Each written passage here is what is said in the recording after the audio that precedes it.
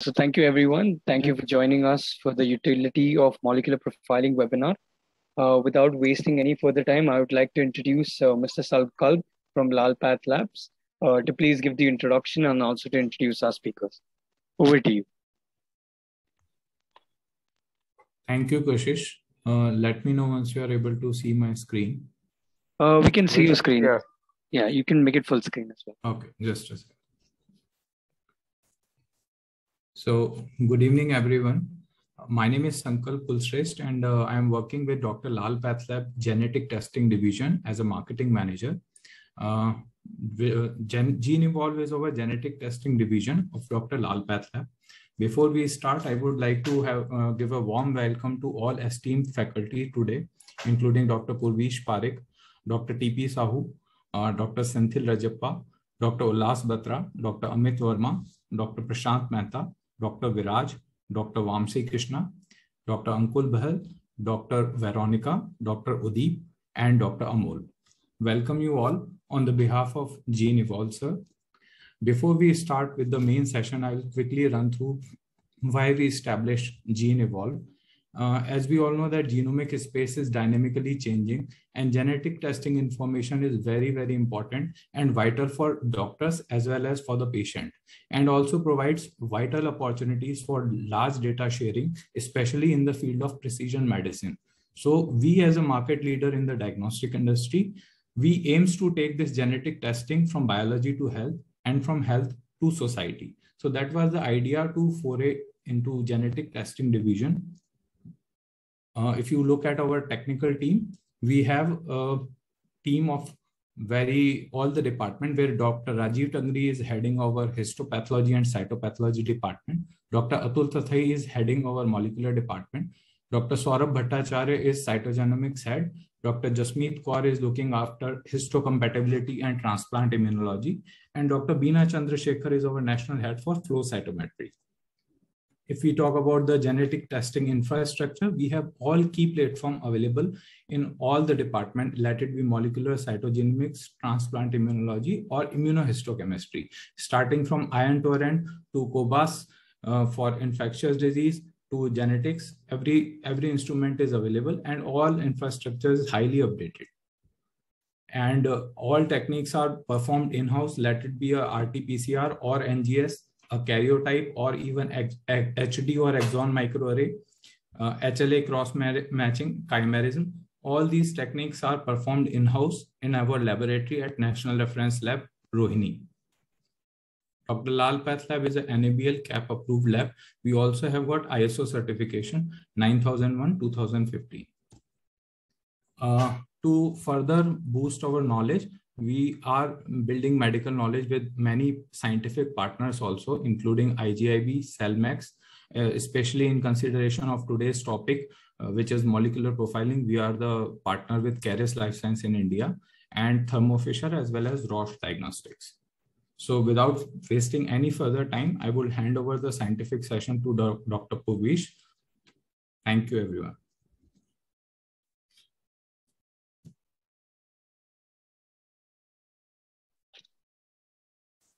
Thank you very much, Sankalp.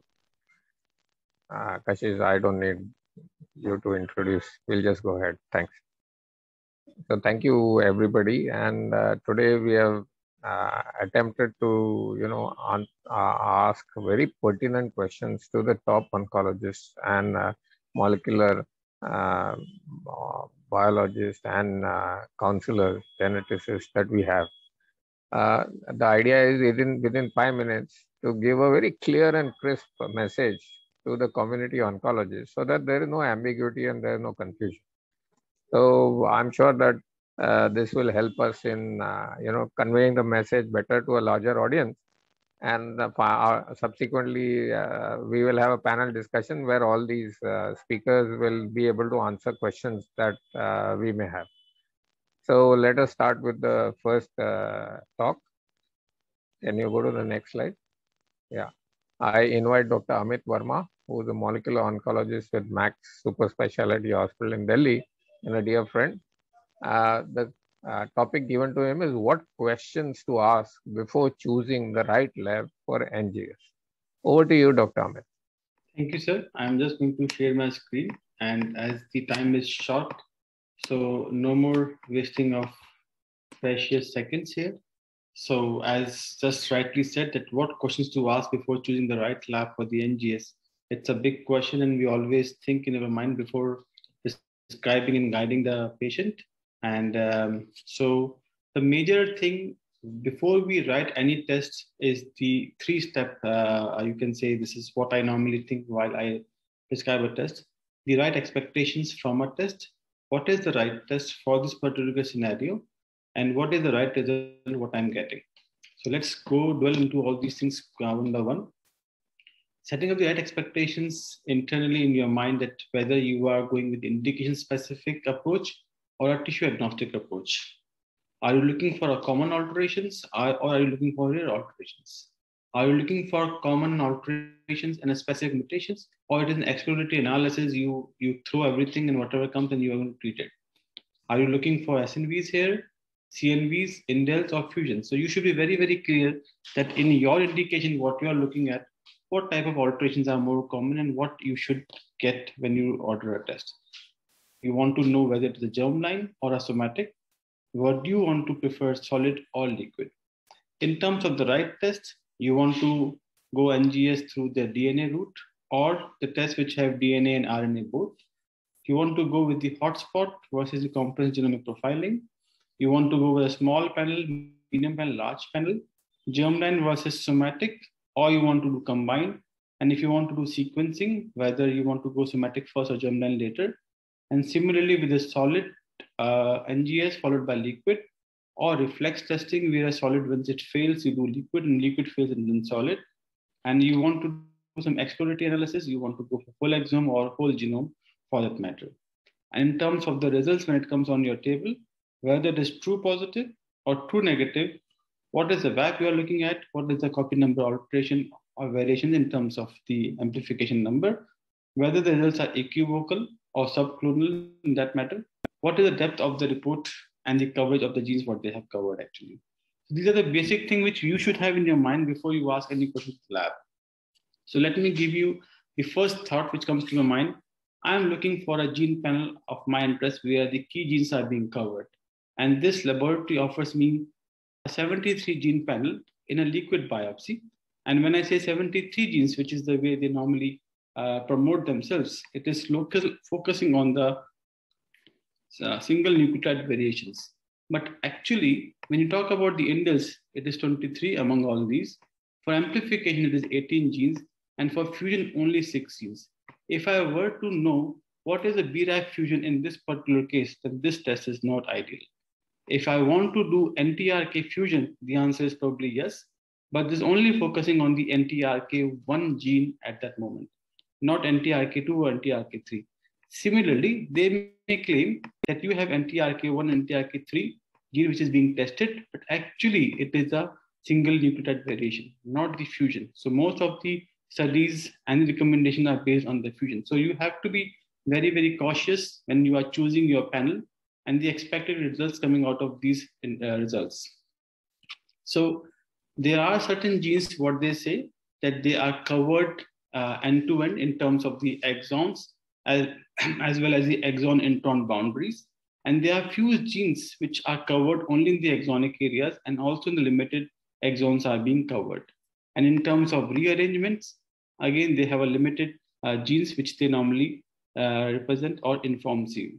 And in terms of the limit of detection, you can see that the every panel have a different given LODs and which is being picked up. So if you see a LOD of 0.1, then you are confident enough that you may not miss anything which is very important and you may pick it up.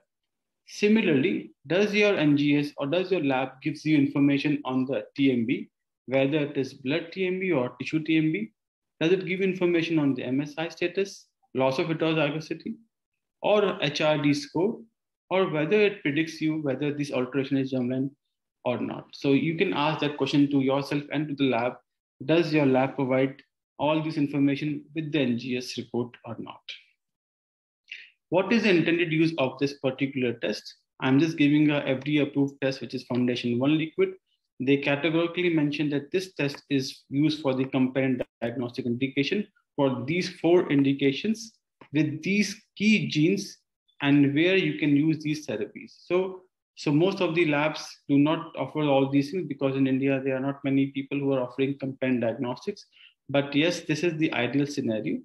You can also ask what is the criteria which they use for the companion diagnostic classification. For example, for ALK, the disease, what they're talking about, the non-small cell lung cancer, and the partner to the ALK is EML4, and the break point is at the intron 19. So having said that, this is a very specific criteria which they have used for companion diagnostics. Any other alterations in the ALK rearrangement or ALK mutation is not considered to be companion, and it can be considered to be exploratory or research use only. So you can ask the criteria, how they nomenclature their alterations and the recommendation based on these alterations. And similarly, for the EGFR, when you want to give ciftinib or simitinib or erlotinib, what alterations they say it's considered to be companion diagnostics. So NGS is a complex process starting from the DNA sample preparation to library preparation, cluster generation, sequencing, reference mapping, variant calling, bioinformatics analysis, and then scientific correlation. It is a multi-step process and all these steps require a lot of quality control. If you are interested to know what and how does the lab do all these things, you may ask the lab in detail, but this is not very important from a clinical standpoint of view, actually. So you can also ask the lab, what is the test principle they normally use? Let's say this particular lab is offering a 324 gene cancer-related genes analysis, where they are looking for all coding exons of 309 genes and select intronic or non-coding regions are targeted on the 15 genes. So having said that, you have to know the gene panel, what they are offering, how many genes are covered fully, how many genes are covered partly, and how many genes and the intronic areas are covered. So in this particular example, you can see that these genes are covered, and AKT1, which is very important, only exon 3 is covered. So in AKT2 and AKT3, all the exons are covered. In ALK, exon 20, 29, and introns 18 and 19 are covered. So you should ask the lab what exactly their panel and the details about all these tests, what they carry out. So you can also categorically ask how many genes you cover for the copy number alteration detection. In this particular case, this is the Foundation Liquid, which is FDA approved test. They do only copy number alterations in these 3 genes, ERBB2, BRCA2, and BRCA1. So they do not do, example, MET amplification. So in this particular test, you may not find MET amplification as a part of your possibility while you do this test. So if you are looking for MET amplification for whatever reason, then this is not the right test, and you should go back and find a better test for the patient. Similarly, for the rearrangements, ALK, BRCA1, BRCA2, other rearrangements are not picked up like RET, like BRAF, and other alterations. So in terms of the technology, what they use, they are basically amplicon-based assays as well as hybridization-based assays. So you can ask that thing categorically, and the reason why we want to emphasize that most of the PCR-based or the amplicon-based assays may miss significant information if there are some large deletions. On the other hand, hybrid capture-based assays have a lot of overlap, and the missing information is not that great, and there is a lot of very high sensitivity in terms of picking the reads. So having said that, if you are looking for, let's say, BRCA2 alterations where you are expecting large deletions, then you should prefer the hybrid capture-based assay. Another way around, PCR-based NGS is also equally good, but limitation, as I just mentioned, large deletions are missed. So you can ask your lab what type of capture assays they normally carry out. That is called the enrichment methodologies.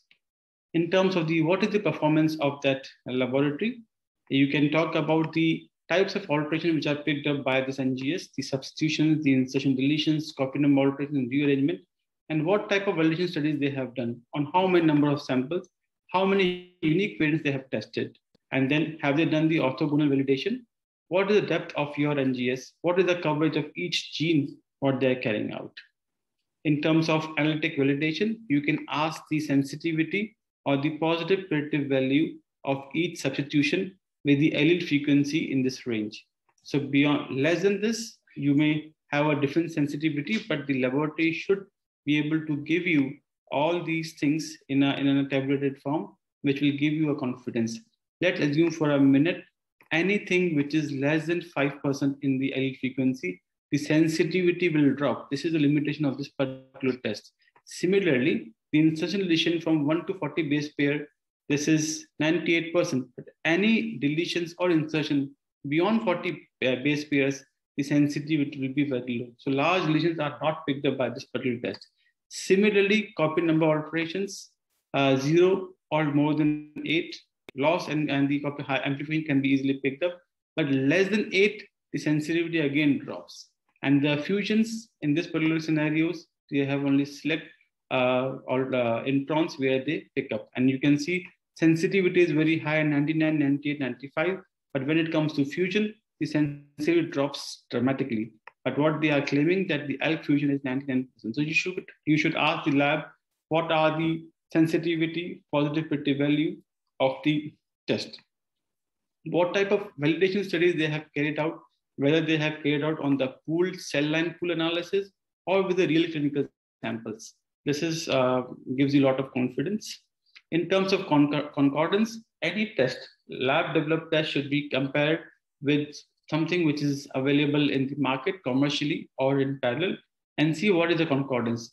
And this concordance is evaluated in the terms of positive predictive agreement or negative predictive agreement. If you see that the positive predictive agreement is quite high, then you can rely on that test more often and then easily be confident. And not only that you have to do the positive predictive agreement for the whole test, but it has to be done for the each gene and each type of alteration picked up in that particular gene. Like in BRCA1, short variants, the predictive value is this. But in terms of BRCA1, the deletions may not have the same positive predictive agreement. So you have to be more precise when you read all this information. Similarly, what is the limit of detection of this particular assay? Every gene, the type of alterations, and what is the limit of detection. In this particular scenario, the lab has given that the VAF of less than 1 can be easily picked up. It gives a lot of confidence to us. Yes, we are not going to miss anything. And then this limit of detection can also be checked based on the type of variants, whether the short variant, the rearrangement or copy number alteration, and what the sensitivity in terms of the limit of detection. So again, this objective information gives you a lot of information. And there's a concept called limit of blank. Any normal individual may also give some kind of genetic alteration. At age of 60, when you carry out these kind of tests, you may have some US which are being picked up. So what is the US percentage picked up in a normal healthy individual of the age more than 60?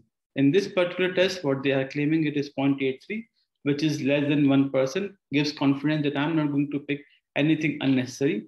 And again, a confident, you can say, scenario here. In terms of the precision, if you want to check, is your test good enough in terms of repeatability or reproducibility, each gene, each type of alteration has to be repeated. Inter-assay as well as intra-assay has to be evaluated. And if you see good numbers here, it again gives a lot of confidence. So in terms of proficiency testing, what proficiency testing does the lab participate? Normally, lab participate in the external quality assessment programs, which are available either from the CAP or from the UK or from various other laboratories where they send their samples blinded, and the lab is supposed to give the answers. And if the concordance is there, they are given a high proficiency score. And if the EQUAS program is not available, the laboratory can use split sample analysis or repeat testing to give a lot of confidence what they are doing. So these are the mechanisms which are available.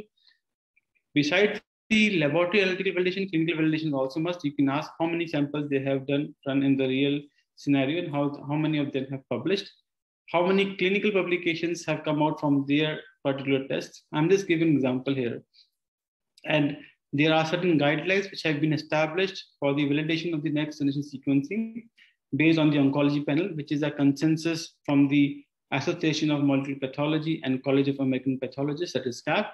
And this was published in 2017. If somebody wants to refer it, it is a 35-page document. And from this, you can get a lot of information.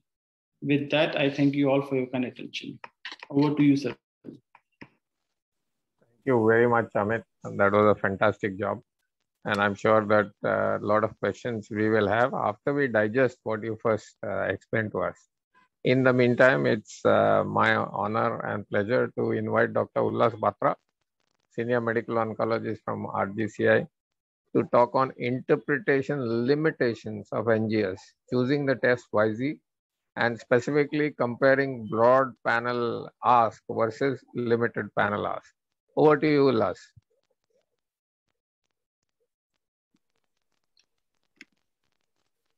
Thank you, sir.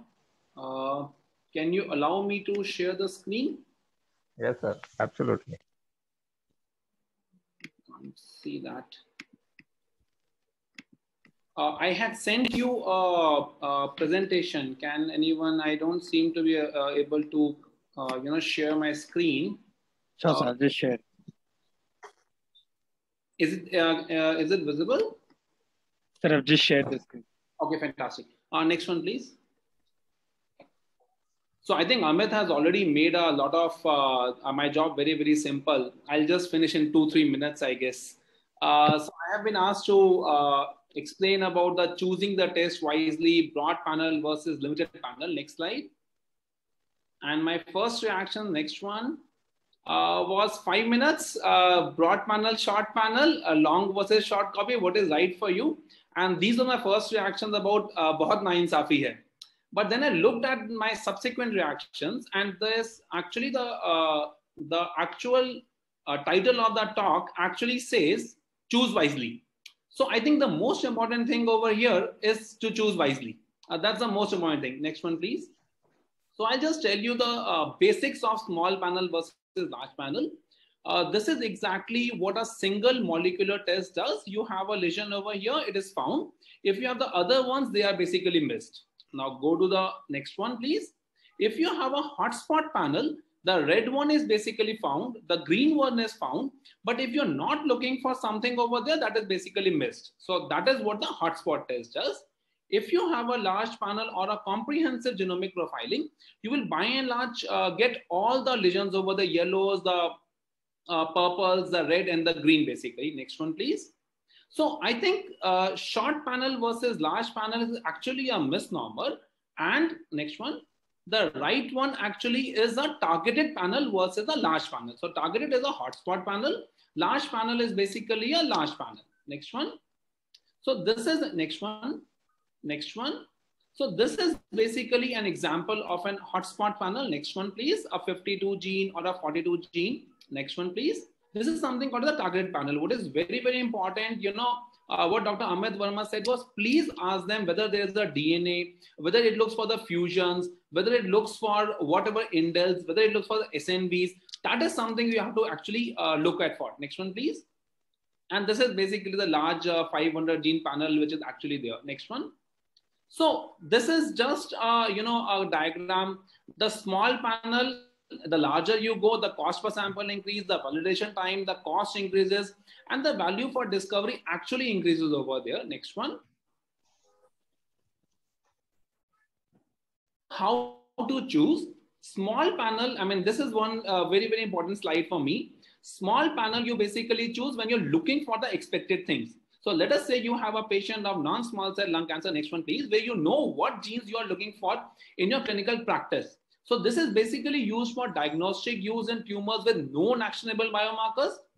If you have some cost constraints, if you have tumor constraints. So if you have, the most important thing for a molecular pathologist is what is the tumor content in that actually. And if you require faster results, go to the next one slide. Larger, if you do not know what you're looking for. It is basically, you're looking at something like a CA gallbladder or a sarcoma, but you don't exactly know what exactly you're looking for. Then you look for a larger panel. So these are used in tumors which are molecular heterogeneous with not many actionable targets. You don't know what you are looking for. Next one. When tissue is not an issue. Next one. When results may not deter the ongoing treatment line. You don't want to wait for the first line, second line. You say anyway we are going to do it in the second or third line. Then you want to look for a larger panel. So if you know what you're looking for, go for a small panel. If you don't know what you're looking for, you just want to throw your things over there, go for a larger panel. Next one, please. Next one. Next, and again, very, very important, go back. Basically, the large panel is also used basically for a research intent. So more for a clinical intent, you basically go for a small panel. If you want to look for a larger intent, go for a research intent, go for a larger panel. Next one. Again, why choose big panels? For research scientists, if you are deciphering molecular landscape in large scale studies, TCGA, MSKCC, use them. Clinician, when you have exhausted all lines of treatment, you really want to look for the tail of the tail. You look for the med, the enteric, you look for the large panel. Molecular pathologists, they use it when they use it for completeness of a tumor diagnosis. You really want to look for a BRCA mutation and adenocarcinoma, large panel. A small panel, next slide, please. If you look for expected targets in the tumors, molecular pathologists to aid in the diagnosis or target finding. And if you want to ask a specific research question on a clinical trial, let's say EGFR and squamous cell carcinomas, you don't need to look at the large panel. It will be finer, cheaper, easier if you want to go for a smaller panel. Next one, please.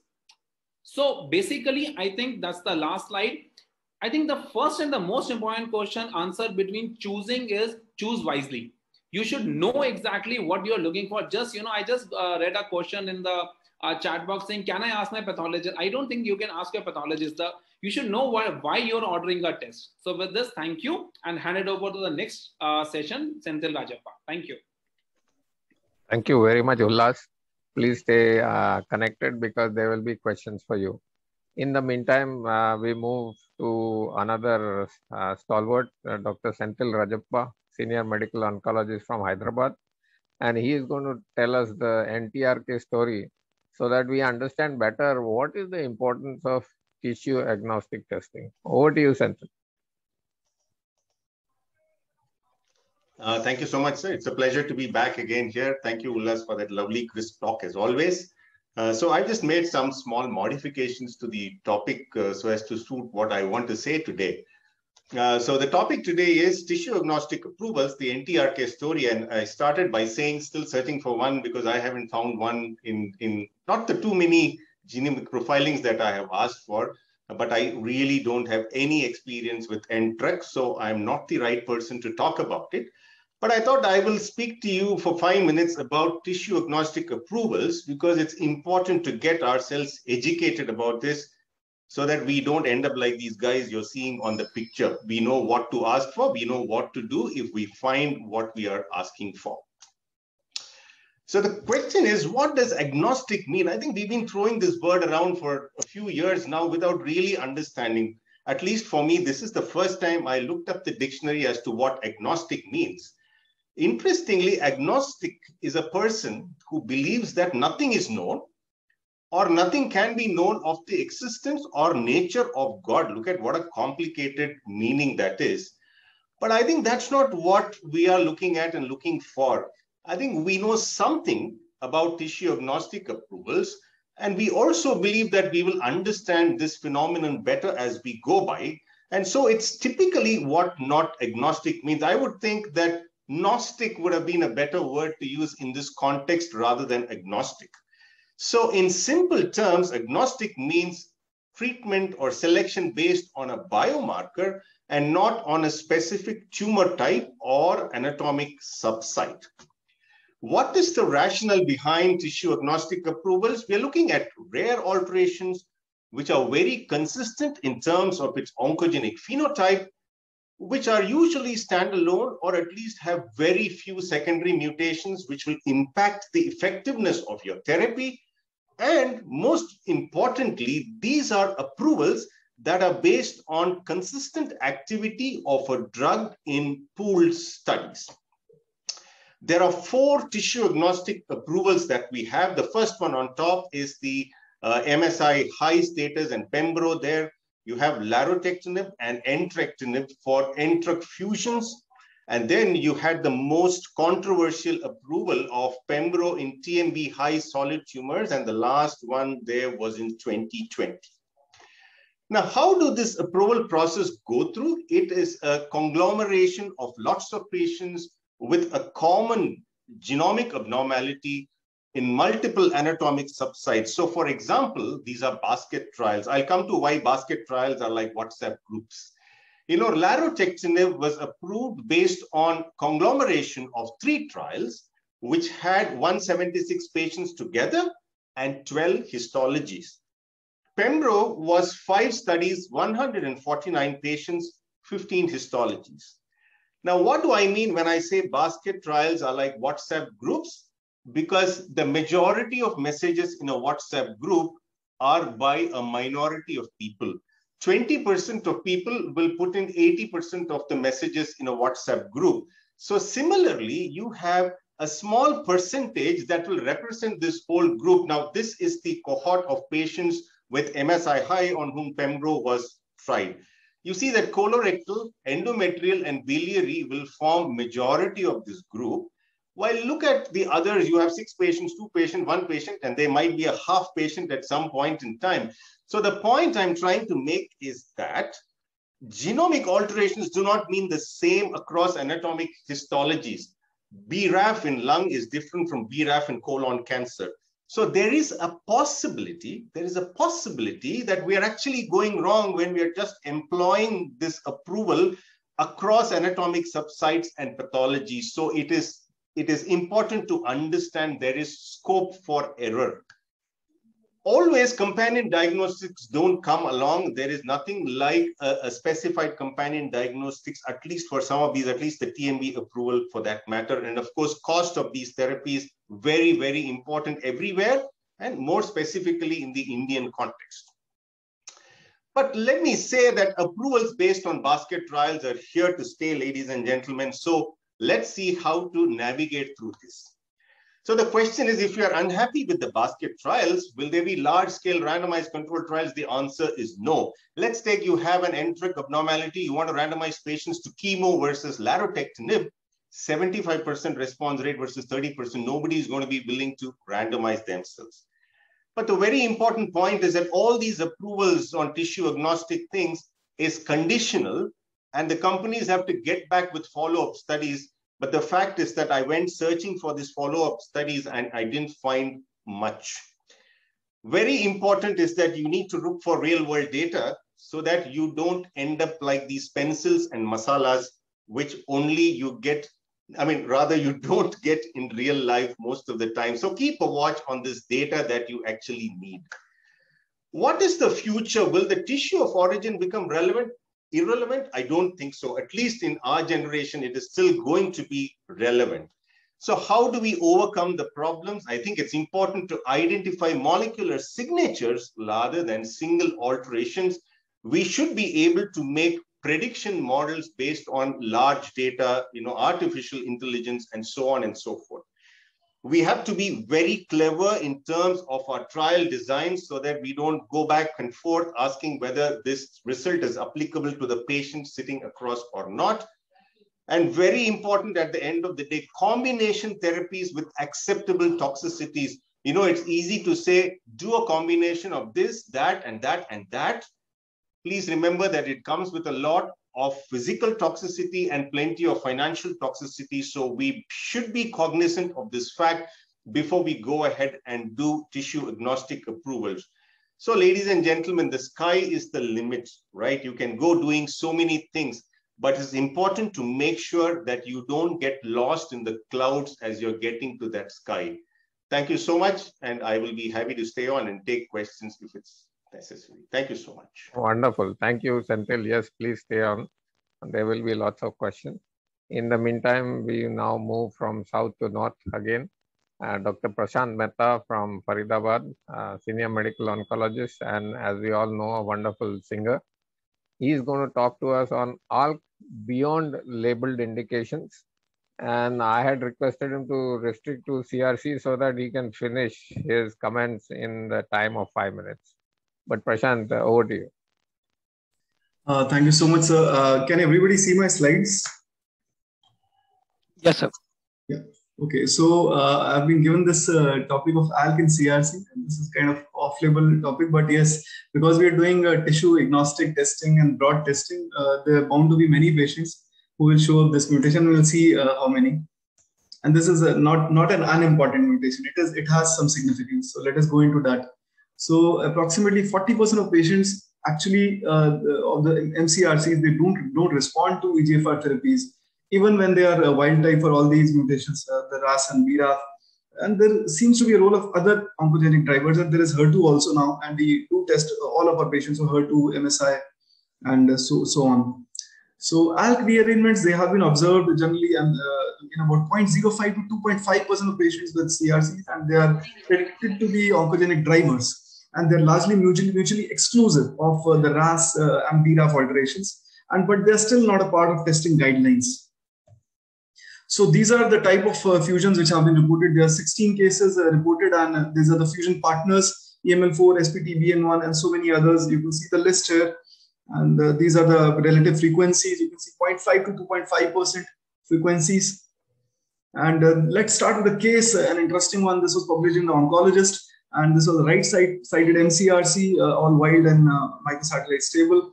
And this was ALK rearranged on liquid, and this was the mutation, the STR and ALK, a rare mutation. And the IHC, though, was negative on the tissue, but tissue NGS was again positive for the same mutation. So the patient was treated with FOLFOX-Bev. He was not able to get the ALK inhibitors, but he did have an excellent response. And thus, the authors, they tried to conclude that the ALK mutation could be following patterns of chemoresponsiveness, which is there in ALK-mutated lung cancer to pemetrexed carboplatin type of therapy. And they proposed a hypothesis that ALK rearrangements might also predict greater sensitivity to common chemotherapeutic regimens rather than the EGFR mAbs. So this is a hypothesis just based on this case report. There's some more information on that. So what about amplification? This was the fusions. So this was 756 patients of CRC, and this was in British Journal of Cancer. 3.4% of the CRC patients, they had an increase in ALK gene copy number, and they did not have any translocation in this study, surprisingly. And the copy number alteration was also associated with a poor prognosis and was an independent prognostic marker in the multivariate analysis as well. So there seems to be some prognostic relevance. So another case report, this was a 56-year-old gentleman who suffered from advanced ascending colon cancer, and he harbored this rearrangement, the EML4 ALK, and this was a rare variant, A20 variant, and this was detected from various tissue types in the patient, the circulating tumor DNA as well as cytic fluid. And the patient actually was started on alectinib, and he did respond to that, and 8 months on alectinib, the patient had PR in lung and liver metastasis. After that, the patient was also changed to ceritinib and brigatinib as monotherapy. However, the patient succumbed to his illness, and he also was found to be having later on the KRAS Q61H, and they hypothesized it to be one of the resistant ones, and probably driving the resistance to the ALK inhibitor in this patient. And these are some of the case reports in literature. You can see the various fusion partners, STR and CAD, ML4, and there has been a patient which was treated with entrectinib, had a PR at 4.5 months, and then another one with ceritinib, stable disease for 9 months. Crizotinib, there was a longer response duration of 5 months in one patient, and this was a FISH detected test. And another patient who had this mutation, the one we discussed, the Q61H KRAS1, and post-alectinib, he did not actually respond to the other ALK inhibitors, but he did respond to the alectinib upfront. So these are the case reports. This is publication in JNCI, and they found 27 ALK alterations in 346 patients, not even ALK, ROS1 and NTRK. And these patients, they found to be having shorter overall survival. It was a negative predictive prognostic factor, and all the 4 evaluable patients with rearrangements, they also showed a primary resistance to EGFR mAbs in this analysis at least. So the take home from my side would be ALK in CRC seems to be having some importance, and it may be you may be able to pick up some more resistant patients who are resistant to EGFR mAbs and maybe candidates for ALK-I. Too early to say. In the later lines, probably one option. These patients tend to have poorer survival overall, and they are resistant to EGFR monoclonal antibodies generally, and they have a better response probably to chemotherapy. Just based on one patient, I still cannot hypothesize that. So they do respond to ALK inhibitors, and particularly there's one paper from China in which the CMS1 subtype in vitro, it did show some more sensitivity to ALK inhibitors, the ones which had ALK alterations. So CMS1 subtype, something to look at. So amplification, I see in literature is much more than rearrangements. In fact, there was one study in which the rearrangements are actually not there in 700 odd patients. So that's all the take home from my side. Thank you so much. Thank you very much, Prashant. I think you've done a fantastic job. And please continue to be, logged in so that you can be in the panel and answer questions. Yes, sir. In the meantime, we move to Dr. Viraj Lavingia, Senior Medical Oncologist from Ahmedabad. And he's going to share his interpretation of tumor mutation burden, especially the perils and the pitfalls. So Viraj, over to you. Good evening all, and thank you for the invitation. So today's talk is on TMV, pearls, perils, and pitfalls. Next. So let us talk about what is TMV. Essentially, it is a tumor mutation burden. We know from a landmark paper from Nature published in 2013 that certain tumor types have higher frequency of molecular alterations as compared to others.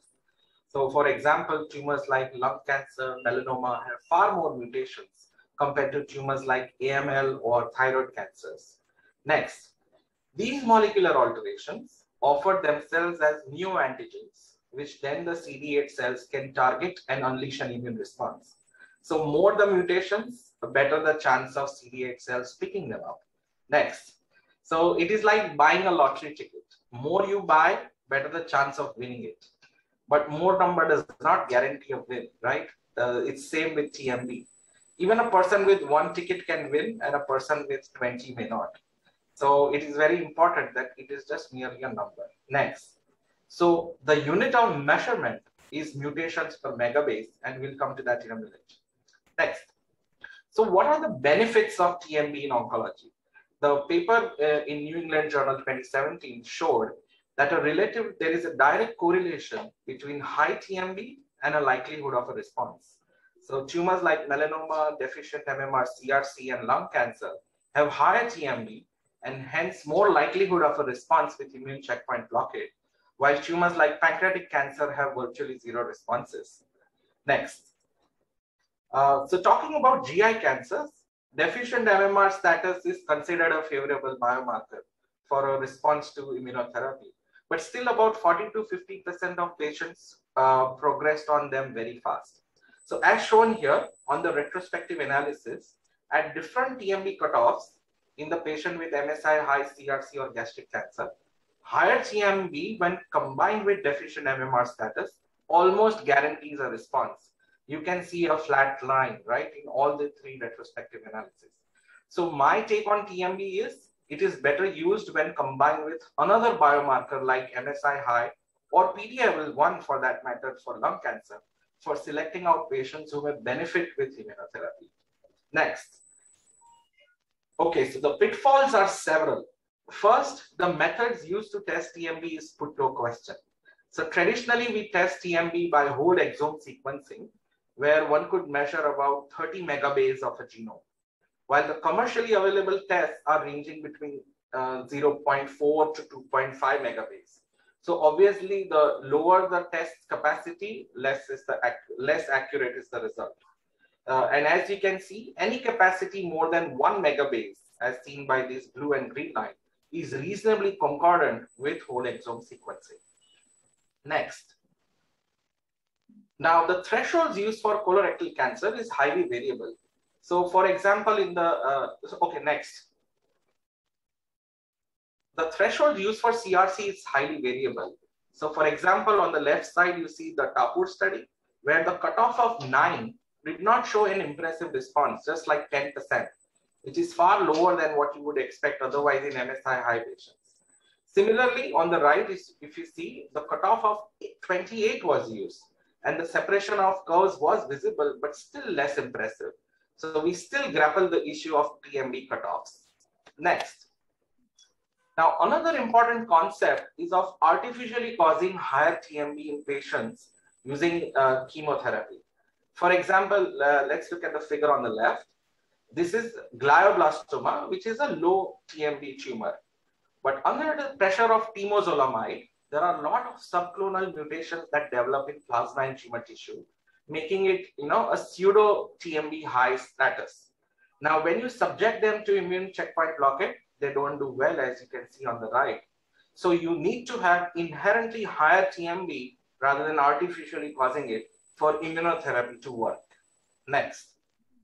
All right, now the most important thing, the peril. That means the danger. For me, this FDA approval few months ago about using pembrolizumab for any tumor type with TMV more than 10, I think so it has raised several eyebrows and in my opinion should not have happened. Next, there is an excellent editorial by Vinay Prasad about why this approval is a red flag in oncology. Next, and the reasons are, firstly, the cutoff of 10 is very arbitrary. There is ample evidence that this cutoff in different tumor types means nothing. Secondly, there is no OS benefit with pembro or any improvement in hazard, HRQOL scores with use of immunotherapy in these patients. And funnily, if you see, there were 102 patients with high TMV studied here. 65 patients, that is 1/3 of patients, 2/3 of patients with either MSI high, small cell lung cancer, cervical cancer, or endometrial cancer, where immunotherapy's approval already exists, right? So essentially, we are talking about 37 patients with 8 responses, like 1 in anal canal, 2 thyroid, 2 neuroendocrine, and so on. And I say to the FDA, you got to be kidding me, right? This is obnoxious and dangerous. Like, for example, a patient with pancreatic cancer with TMV of 11, and it has progressed on FOLFIRINOX. You are giving me an option of using immunotherapy, which we know does nothing here, and eliminates the opportunity to give Gem/nab-paclitaxel. So this approval is not only dangerous, but unethical in my opinion. As an oncologist, I want better options for my patient, not just an option for heck of it. Thank you very much. Next, thank you. Thank you very much, Viraj. That was fantastic. And you gave a very clear and crisp message. Now we move to Dr. M. Vamshi Krishna, who is Medical Director, Oncology Director at AIG Hospital, Hyderabad. And he is going to talk on a very important topic. You know, when Shiva Trial was first published, it was a negative trial. But was it because it was too early? Was it because there were not enough drugs available for us? And if it was done today, would it have made a difference? Let us hear from the experts' own words. Over to Dr. Vamshi. Good evening, everyone, and thank you for the invite, sir. I am just sharing my screen. So my topic is revisiting the Shiva trial in the next 5 minutes. Now, what was the Shiva trial? The Shiva trial was published in 2015. What it said is it's molecularly targeted therapy based on tumor molecular profiling versus conventional therapy. Multicentric, open label, proof of concept trial. Now, these words itself tell you what the trial was all about. In this trial, there was an interesting design. The initial part, which included the tumor biopsy, the entire study, the validation, the molecular profiling was done till here. And finally, at this point, they tried to see if a specific therapy was available for the patient. And if the therapy was available, then there was a randomization to a molecularly targeted therapy based on the profiling versus a conventional therapy based on oncologist choice. So straight away here, you're seeing patients who have already received multiple lines of therapy. Basically, there you would use conventional therapy versus molecularly targeted therapy. Now, by today's day and age, this is a nice study. But look at the targeted therapy that they wanted to use. So, looking at imatinib for KIT ABL RET, RET is not something where imatinib would be used now. Going on to all the others, you see for almost 4 or 5, what they're using is everolimus. Not again something that we know now works in all these conditions. For BRAF, only vemurafenib was used. For EGFR, you use only erlotinib. Whereas for HER2 mutation and amplification, the drugs available were lapatinib and trastuzumab. We know that these drugs don't work in this mutation anymore. Then look at ER or PR, protein expression of tamoxifen or letrozole, AR expression with abiraterone. So this kind of tells us there's nothing wrong in the trial. This was between 2008 to 2012, wherein all these molecules are available. Probably this is not what we would be treating today. So when you looked at the results between these 2 years, they screened 740 patients of all tumor types, in which 40% patients had one molecular alteration with 10 available regimens. Now, of these patients, 26 were randomized. So ultimately, only 195 patients were randomized in the study. And what they said is that there was no improvement in PFS. Again, you go back to the statistics, what were they looking for? Their assumption was that with a physician's choice of therapy at 6 months, PFS would be 15%, 1-5. And with molecular targeted therapy, it should become 30%. There should be a doubling of that. That was the assumption they made, and that was not really met. They wanted an improvement by 1.3 times, which was not seen. Now, later on, they also published 2 years later the overall survival, and they found that the median OS of the whole cohort was only 7.9 months. In those patients who were randomized, there was a non-significant trend towards better survival with a hazard ratio of 0.85. In this study, they allowed crossover between the MTAs, though not everybody crossed over. So if I have to analyze this study, now in 2015, we had far fewer molecularly targeted agents. Number two, it was not a strict RCT where you simply compared one drug versus the other. This was not like an umbrella or a basket that Dr. Sendil was talking about. You did not look at a specific target for drugs, and number of patients were limited. And frankly, the number of drugs were limited. The type of drugs were limited. The statistical endpoint was a PFS ratio, which again is not probably the best study material. Remember, this was 2015. I think in 2015, it was a good trial. And though it did dampen our enthusiasm for quite a bit, at least I was one of the early supporters of this trial and did not really believe that the study validated our use of MTAs. Today, I think the things are different. First and foremost, the number of drugs available are far, far superior. The better understanding of drugs and targets are there. And finally, these capitals are mine. We also understand a much better way the disease and the role the mutations play. We now know that they have types of passenger mutations. We now know they are driver mutations. We have a better idea of how to characterize each of them. And we know which of the ones, if targeted, would lead to a better response. To give a simple example, the latest paper which we were discussing in one of our groups today, there are 95 drugs available among tyrosine kinase inhibitors.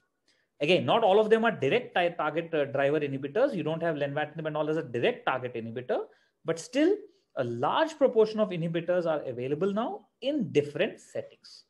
Combined with other drugs, this probably improves our understanding of these drugs. This is how we use a target. There's a target identification. You have cell-based models, animal models, and finally, this goes on to develop a drug along with its biomarker if possible. Now, this paper I found from 2018. This is from Dr. Vinay Prasad, whom you all know is not exactly the biggest fan of pharma industry in his own way, but even they admitted that in 2006 to 2018, when they compared the proportion of patients who were benefiting from target therapies, went from 0.7 to 4.9%, which is a 7-fold increase. This was 2018. I'm sure if the number is calculated today, it would have gone up to 6 to 7%. Again, nobody says that 100% of patients are going to benefit. Nobody says that all patients will benefit. But considering the big population, even 10% is quite a significant number. Today, among all the markers, we have certain newer markers like the FGFR 1, 2, 3. Newer drugs are available there. And again, they seem to work across cancers. Then you have this whole bunch of IDH1, 2, BRCA1, 2, and the HRR pathway, where we are able to find drugs which could probably be used in other cancers as well. So in 2021, we know that there are drugs beyond EGFR at progression, for example. We now know that you could use another EGFR inhibitor, you could use a combination inhibitor, you could use one of the earlier medicines, and lung as such is a poster child for this kind of a mutation testing. We have drugs for IDH, we have drugs for BRCA. The HRR pathway is coming in its own way in all cancers. More interestingly, we now know that mutations can progress.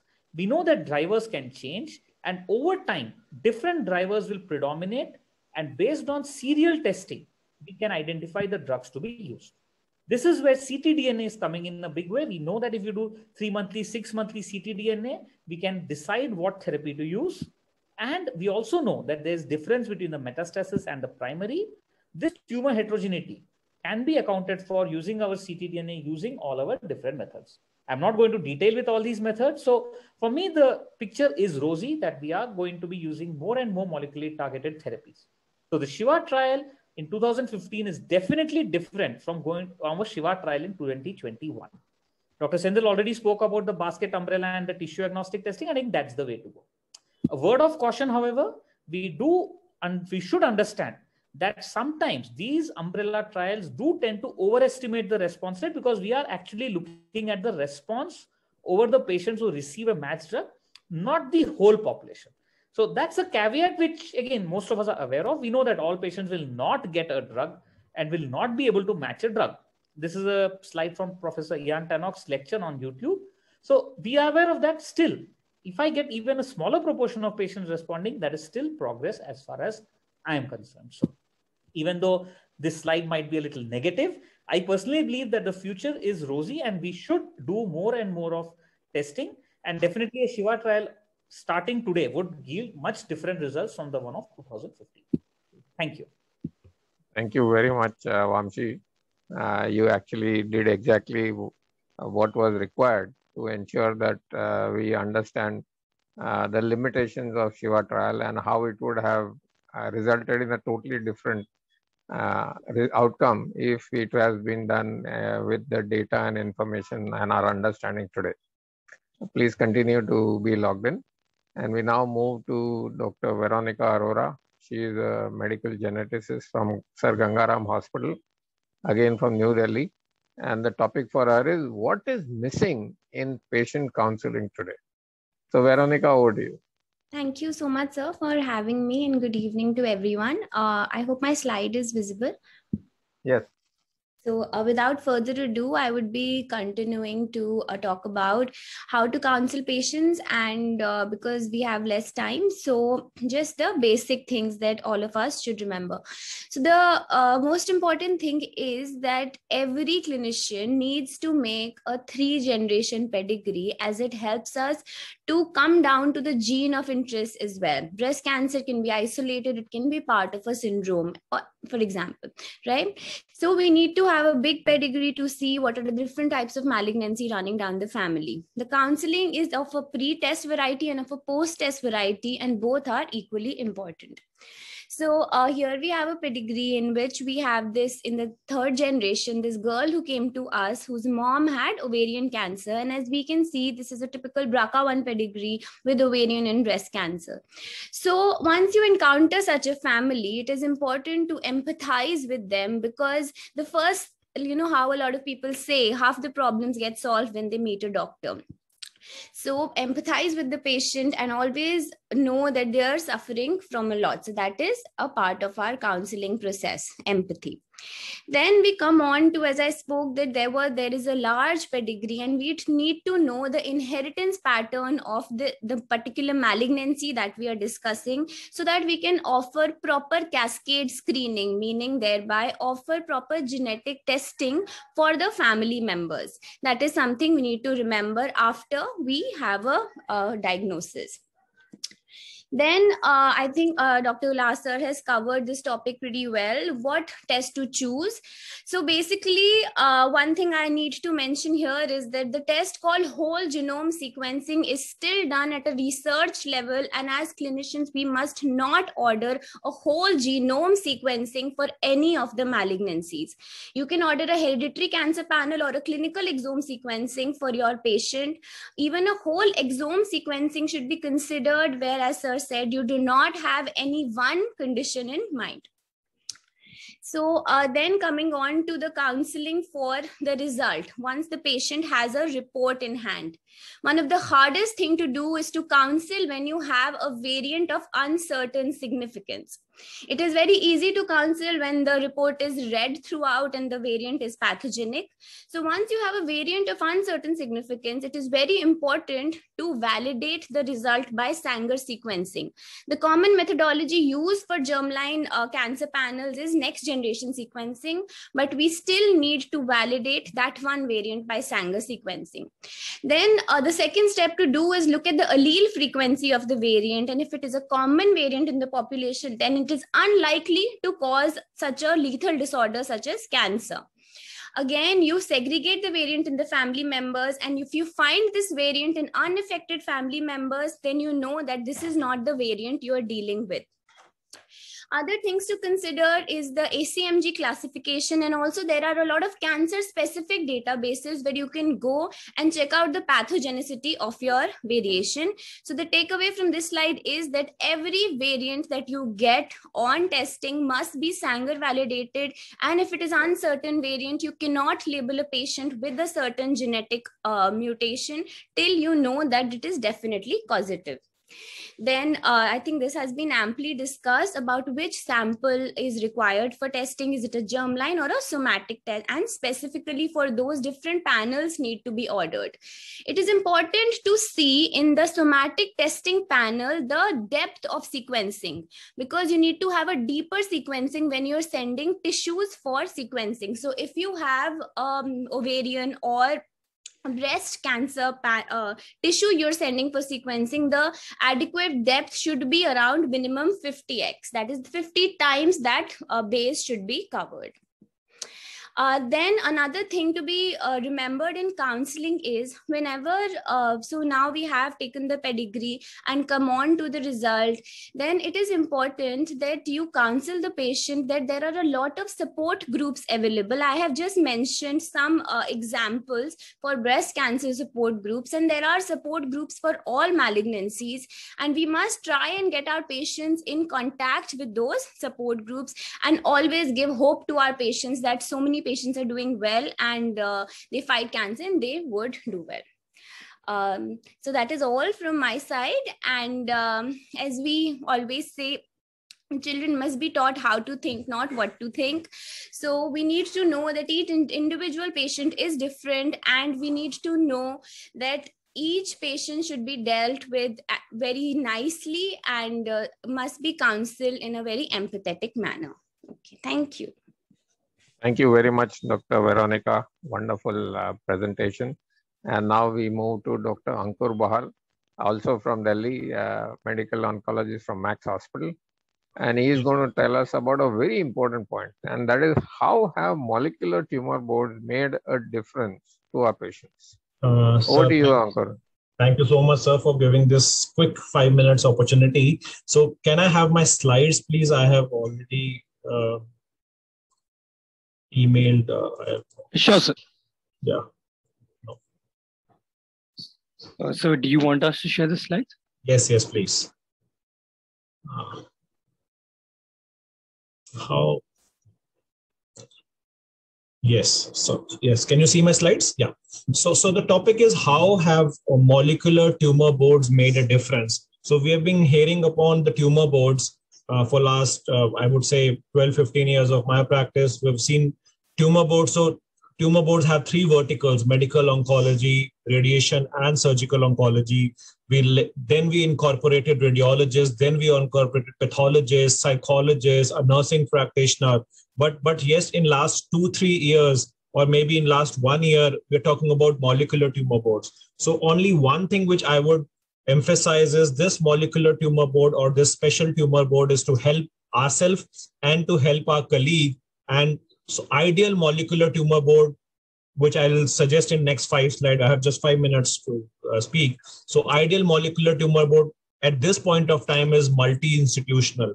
I would say that no single institution is actually fit to have a individual molecular tumor board because the subject is so vast and we might not have competitive, despite having so many stars in our team, but still we might not have that edge if we do not combine multi-institutional people around us. Next slide, please.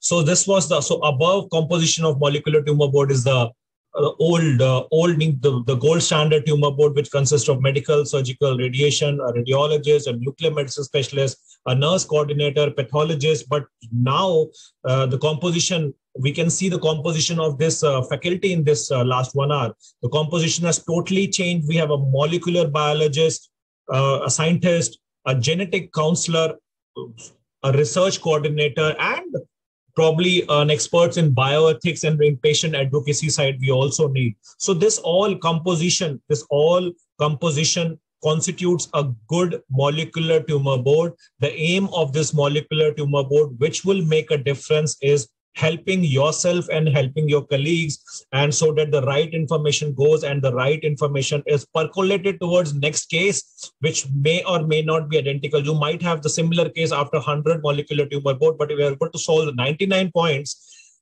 then you might be experienced enough to solve that 100 case with that same aggression and with that same confidence. It's not same as concurrent chemoradiation with cisplatin. So the similar case may happen after 100 molecular tumor board, which will give us the confidence to solve that case. Next slide, please. So the aim of the molecular tumor board is to identify and discuss all the potential therapeutic strategies based on a genetic analysis. And we have been listening our speakers, what is that best genetic, a broad spectrum or a short spectrum, for those patients who are not responding to standard of care systemic therapy, because as Vamshi also said, that when to do and how to do these tests, or even upfront at occasional times when we, for example, get a RET mutation in a lung cancer, then we have to search and what to give and how to give and how to procure those drugs. So these tumor boards helps in each and every discipline. So it's a multidisciplinary discussion, including not only specific molecular alteration, but overall concerning regarding the patient, the PS, performance status, comorbidity, availability of the drug, and the side effect of these new molecules, which we have never been heard or can't even spell out properly. So molecular tumor board often stops us over enthusiastic decisions also at times. When you are very aggressive, you get a fancy mutation and there's a drug sitting which is may not be in clinical trials or maybe in phase 1, phase 2 clinical trial. So this molecular tumor board stops us for taking over enthusiastic decision also at times. So the recommendation should be clearly written as ad hoc design reports, documenting very clearly the type of mutation, driver mutation, the copy number, the variation, fusion gene, whether it is VUS, the druggable alteration, MSI, mutational burden, indicating drug resistance, and various other things. So it should be a comprehensive but ad hoc design report. Next slide.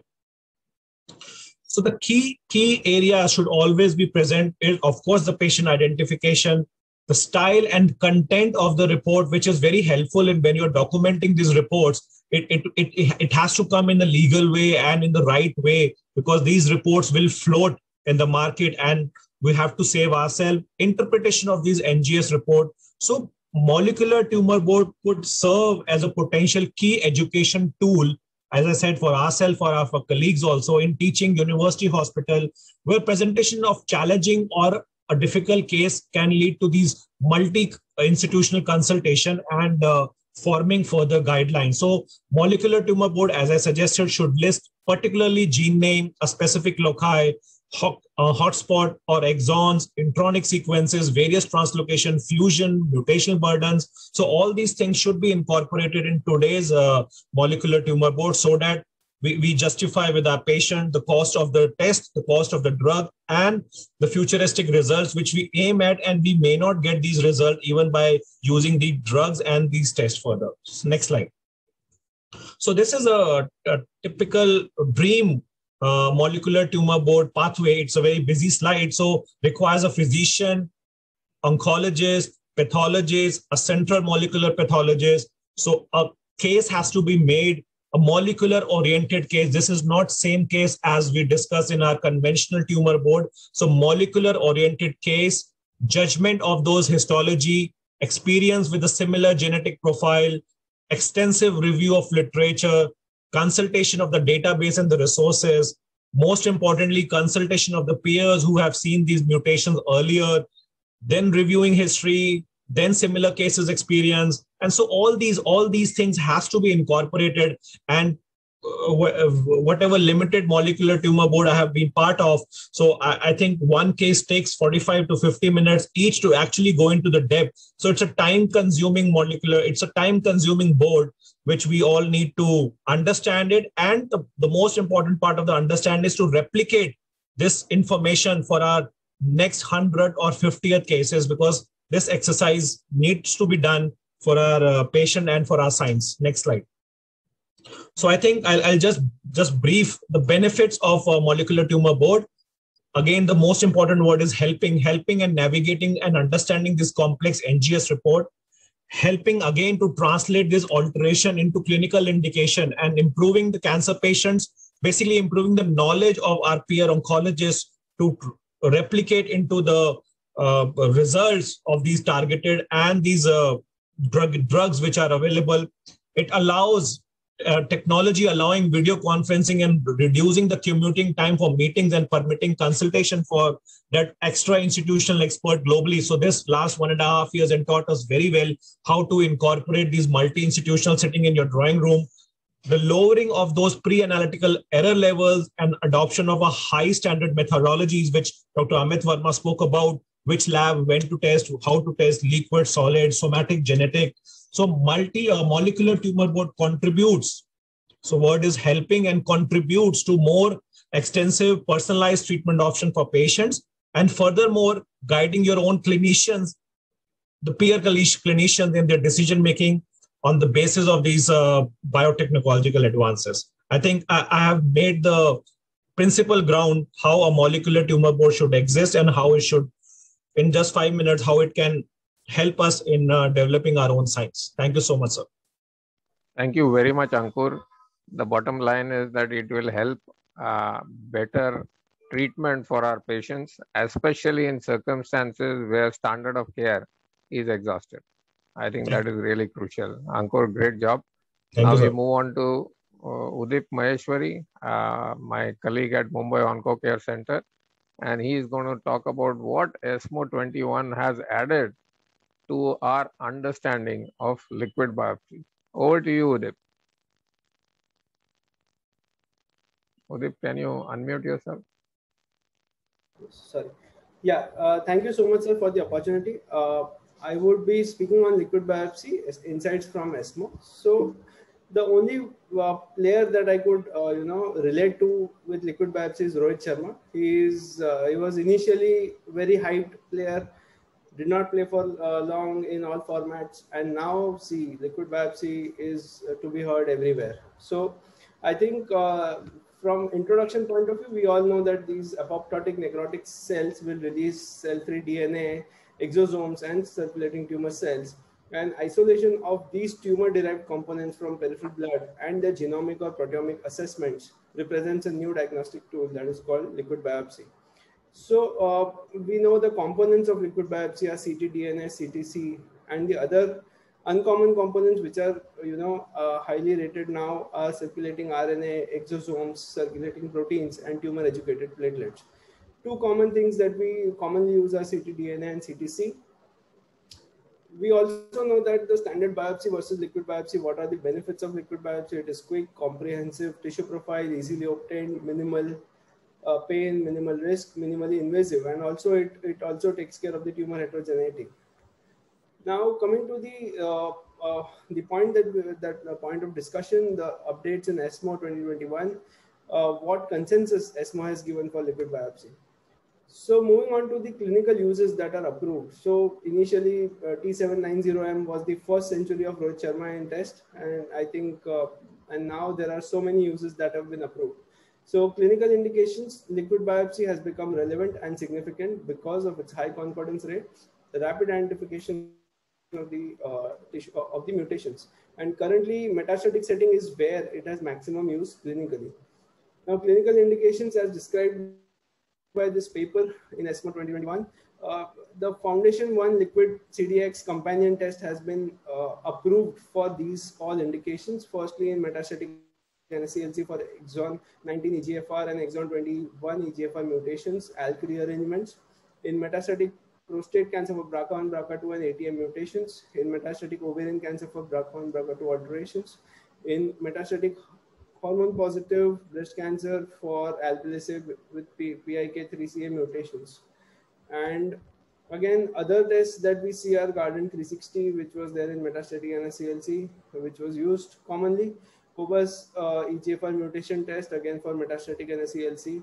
And lastly, Therascreen PIK3CA PCR kit, which is used for PIK3CA mutations. So these are the currently approved tests for liquid biopsy for clinical use in metastatic setting for directing therapies. Now coming to potential uses of liquid biopsy, which can be potential in the near future, which are many. Coming to the first is MRD detection and adjuvant therapy. ctDNA analysis can be used for MRD and in turn for defining the treatment, the adjuvant therapy. Three major groups have done these trials.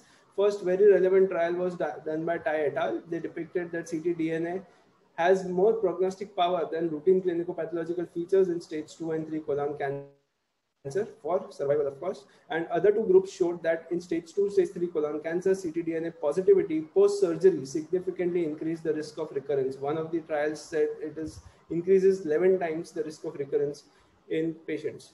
Concept has to be clinical, but this concept is something which has not been clinically validated. Analytically, it has been validated, but clinically validation and proving the clinical efficacy is something that is very important prior to using that in the frontline setting. Second major potential use, early cancer detection and screening. Their use in cancer screening and diagnosis is rapidly being explored. Different methods are being studied to identify the mutations as tumor associated. And methods like targeted methylation analysis of cell-free DNA have shown promise and are being tested on larger population. Coming to the third one, as immune oncology biomarker, as we know that PD-L1 is being used commonly, ctDNA proteins and cytotoxic T cells are suitable targets in liquid biopsy for cancer immunotherapy. ctDNA levels as predictive and prognostic biomarkers have shown encouraging results in patients on IO. In ctDNA, MSI and TMV can be used as predictive biomarkers for IO. And it's not just an hypothesis. There have been trials who have studied this and have shown good results. Blood samples also have circulating T cells and TCR receptors, which can be studied upon. ctDNA can also help in differentiating between progression and pseudoprogression in IO patients, where we see 10% patients may have pseudoprogression, and it may help in differentiating these. So it's a potentially good marker for immuno-oncology. Other liquid biopsies for CSF. CSF is very important because CSF is not diluted by normal DNA because it lacks acellular, and that is why it can be easily studied and can prove beneficial. Urine and saliva are very ideal because they are non-invasive fluids that can be gathered, but however, they have a lot of dilutions with DNA from epithelial tissue and mucosa. That is why it becomes difficult to identify early cancer-related ctDNA. Now coming to the, from possibilities, coming to the limitations. These are the last few of my slides. Limitations would be currently liquid biopsy tests do not have standardized procedures across workflows and therefore lack reproducibility. In particular, the pre-analytical phase, which includes specimen collection, processing, transport and storage, ctDNA isolation and quality controls. If these processes are not set into place, then the standardization, then the reproducibility of the test becomes difficult across the globe. Errors can affect the data generated and can lead to incorrect clinical decisions. However, progress has been made on pre-analytical standards. For example, tubes for collection have been standardized, centrifugation processes are in the process of standardization, and storage storage capacity in refrigerators has been standardized. However, consensus is not yet reached on best practices overall. Hence, challenge is in practical uses there. Test limitations. These were the logistics and the pre-analytic limitations. What are the test limitations? So we all know that liquid biopsy, if negative, we have to do a tissue biopsy. However, if liquid biopsies are positive, there is still a chance that it may not represent the mutation from the tumor. Here comes the concept of clonal hematopoiesis of indeterminate potential, wherein age-related or smoking-related mutations in the progenitor, hematopoietic progenitor cells can be picked up as mutations, especially in patients whom we are using liquid biopsy as a screening or diagnostic purposes in asymptomatic patients, where we can pick up these mutations in the hematopoietic progenitor cells and which may not actually be mutations involving the cancer. A lot of initiatives have been taken by the world to standardize these, like Cancer ID and BloodPack. So to conclude, liquid biopsy is a player to behold and see what future holds for it. And it may ultimately be used for everything that we do in cancer, from screening, diagnosis, staging, prognostic, and therapy selection, as well as monitoring with MRD. Thank you. Thank you so much for patient hearing. Thank you very much, Udip. It was good to know what was the update on the liquid biopsy as far as ESMO 2021 is concerned. Now we have Dr. Amol Patel, medical oncologist from the Indian Army, currently at INHS Ashwini. And he is going to talk to us about the PDL1 applicability across various tumors. Especially it is confusing because the cutoff and the implications are so different for different tumors. So over to you, Amol. Yeah. Thank you very much, sir. Am I audible? Yes, we can hear you and see your slide. So we are already running out of time, I believe. So I will try to finish as early as possible. So जो बंदा dose पे काम कर रहा हो उसको PDL expression के लिए बता दो and what is the confusion is going on so increase the confusion again so I have modified the topic a bit, that is the enigma continues. So I can bet all the legends here in the participation who can say that the PDL1 is a best marker or is not a best marker with 100% voting. I know the answer is is very much in the cloud. We don't know what exactly about this PDL1 expression. Firstly, who should study this? Whether it is a medical oncologist, oncopathologist, or somebody else. Or we should have, as a medical oncologist, a basic knowledge about this. When I was reading about this and every topic by topic, it was going so complicated. Then I thought, it's whose job? Let me find out whose job is. So let me confess, this is the only article I read. Somewhere around in 2018, we published that article in our own IGMIO journal. That time also, again, the same conclusion was there, but this was article published in Nature Reviews Clinical Oncology. This is the whole and sole article I have read for today's presentation, and I urge everyone to read this also. It's a very brief, concise, and touching each and every aspect of PDL1. So just in a nutshell, we all know how the nivolumab, pembrolizumab, atezolizumab, durvalumab, every damn molecule come with the companion diagnostic kit, companion diagnostic method, and all those methods were the automated machines. Ideally, we cannot just blame the companies for coming with this, because they have the pioneer in designing the molecule and getting the companion diagnostic test and with the various cutoff. So what first question Professor Parikh asked me, why this cutoff everywhere is different? So the answer is not there in the written literature. The answer is with the companies, I believe. Whatever they have done, the calculation, we don't know. But anyway, about this automated machines, if you see, there are various machines, but what could I gather from my oncopathologist today is, these are all very, very meticulous procedures. There are around 10 steps in doing the staining of the slides, and it should be done on an automated basis. It should not be on a human. But what comes is how to interpret this. Even the pathologists, they have to get the training, and they have to get updated with what is going on with the literature, what cutoffs are changing, how to define all this TPS, CPS, IC, TC.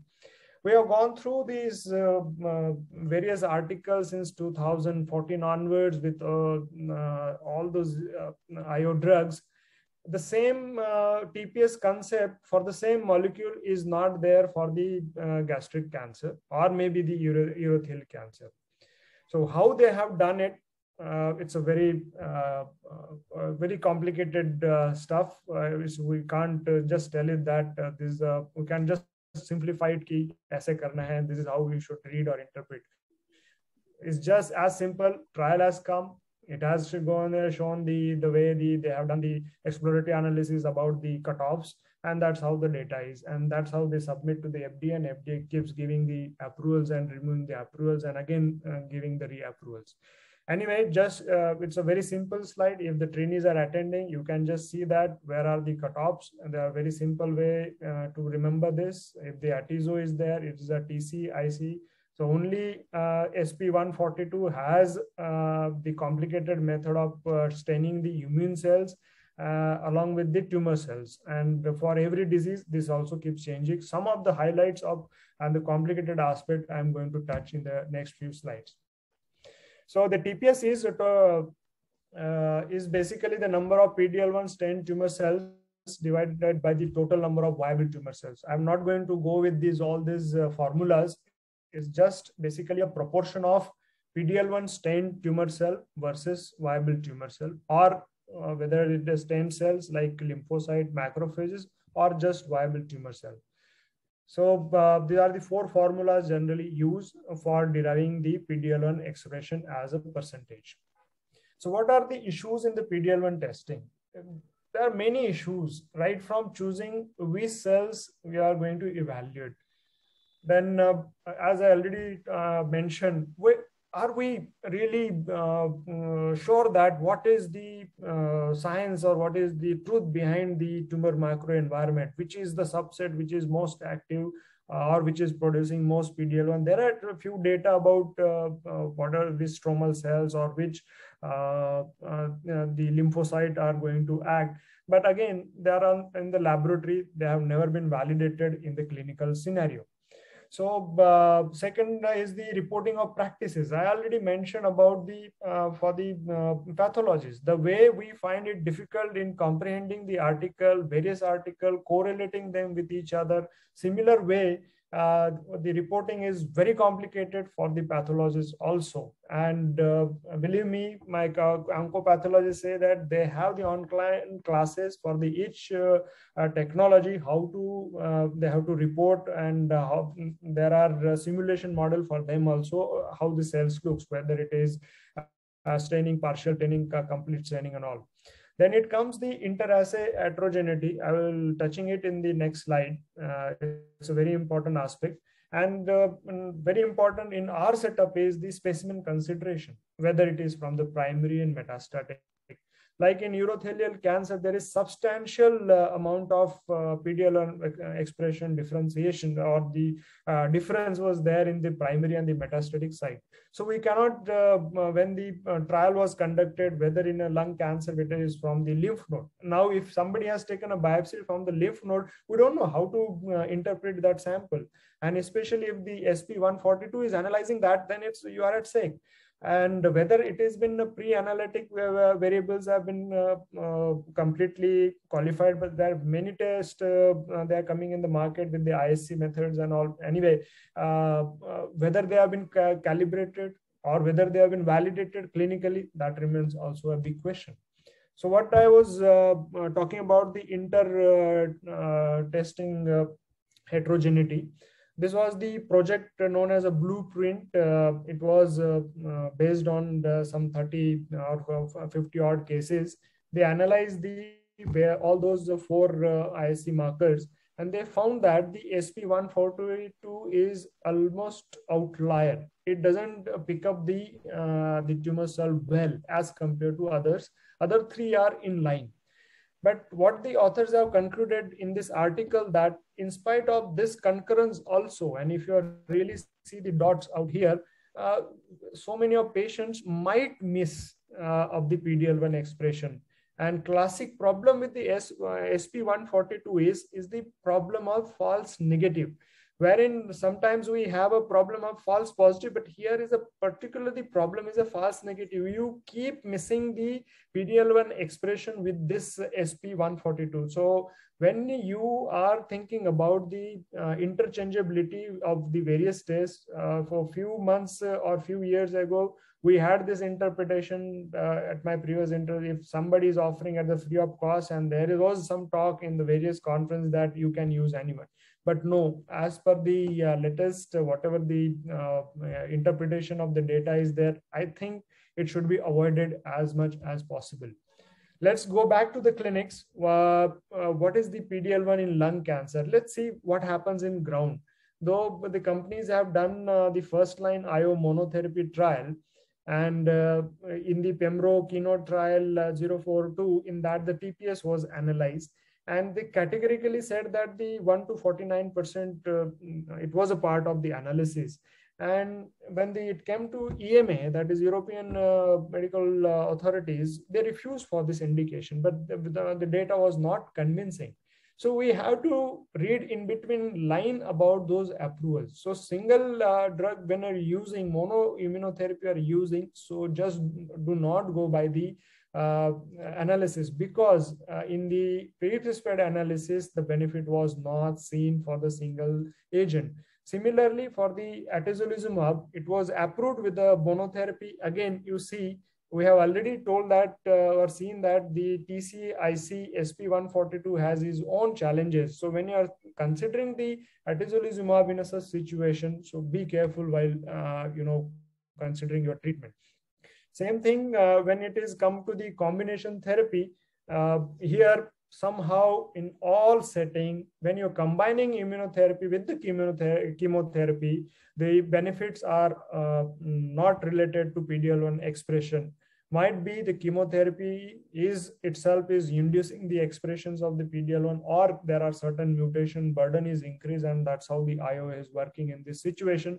That's why it is not correlating, except one combination wherein the correlation was seen was the carboplatin nab-paclitaxel along with the atezolizumab.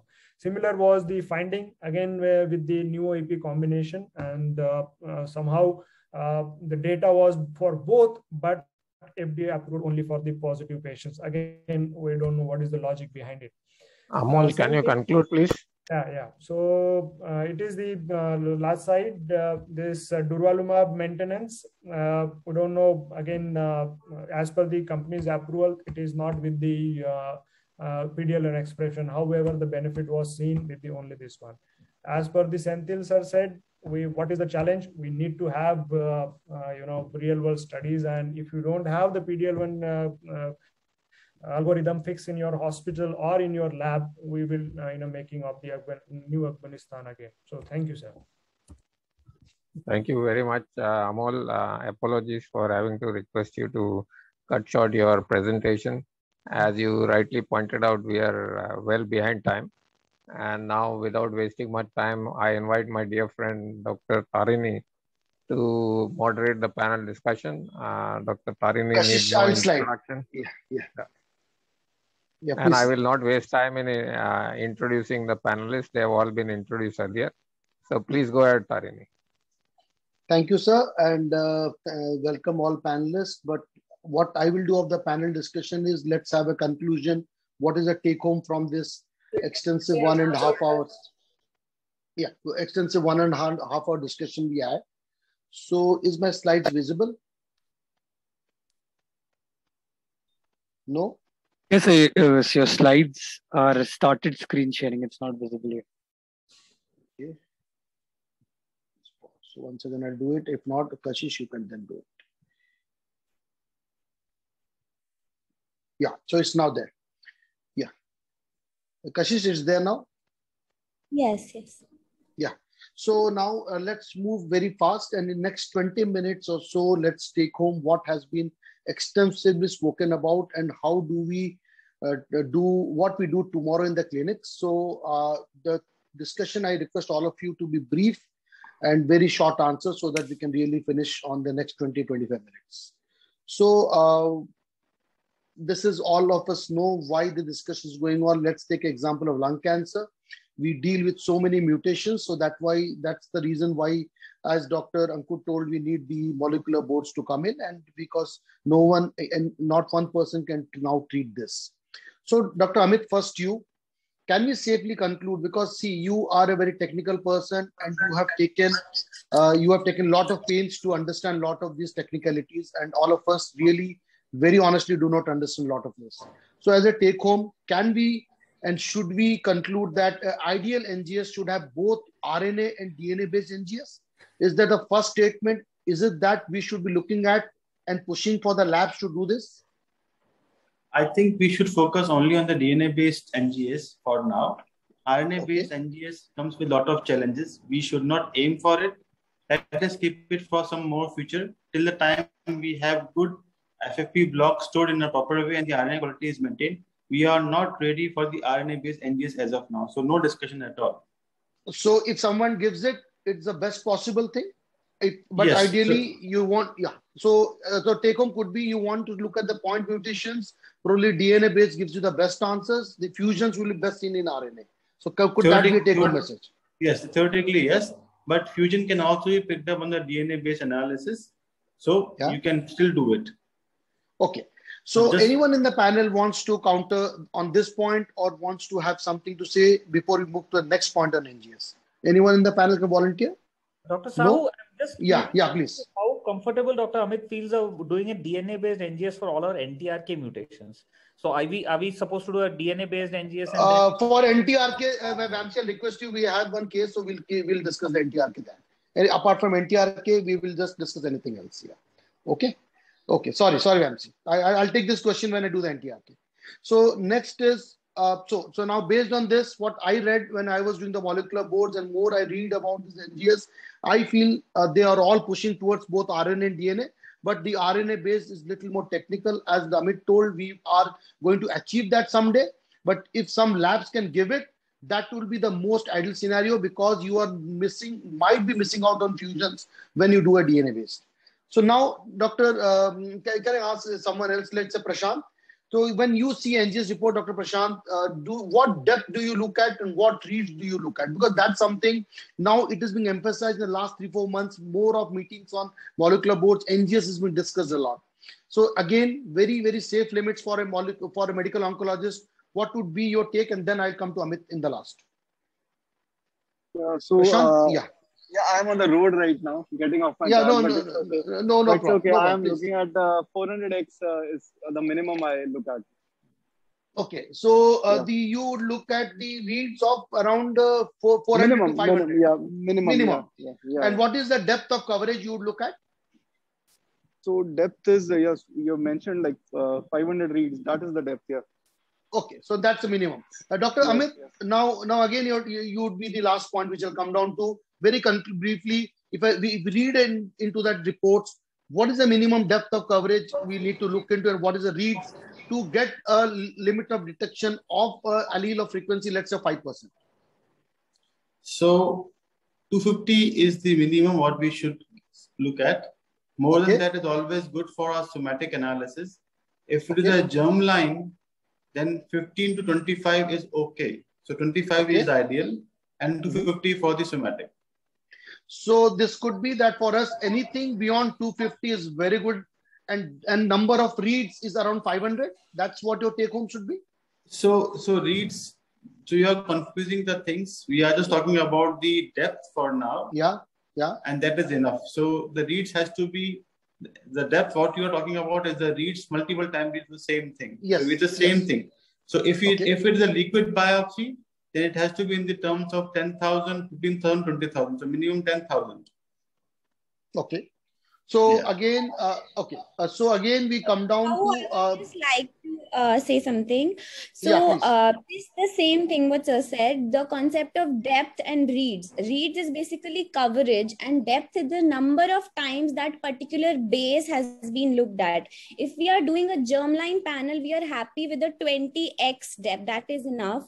And in case of a somatic, around 200 is okay. It is not easy to get a 500x coverage. So normally what we have is around 200 or to maximum 400. So we do not need to have a 1500x depth. So if you look at the European guidelines and little bit of what I get of it, there is a little bit difference among these two.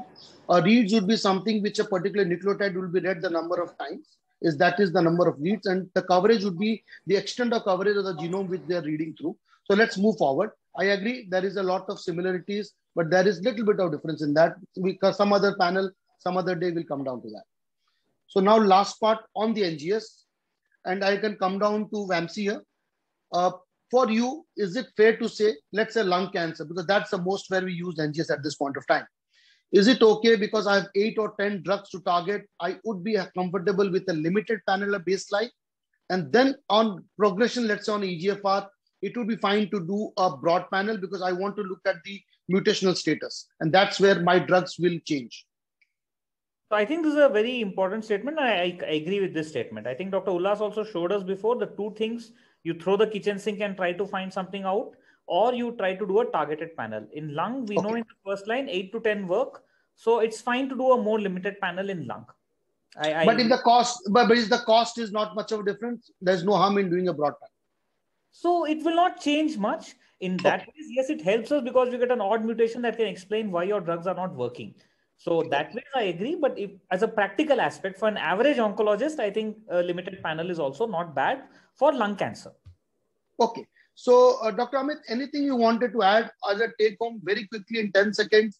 What the average oncologist I think this approach is very appropriate and prudent in Indian scenario. You can start with the limited panel, save the cost for the patient. If you are lucky, you are fine, you are done. If not, then you go with the broad panel later on.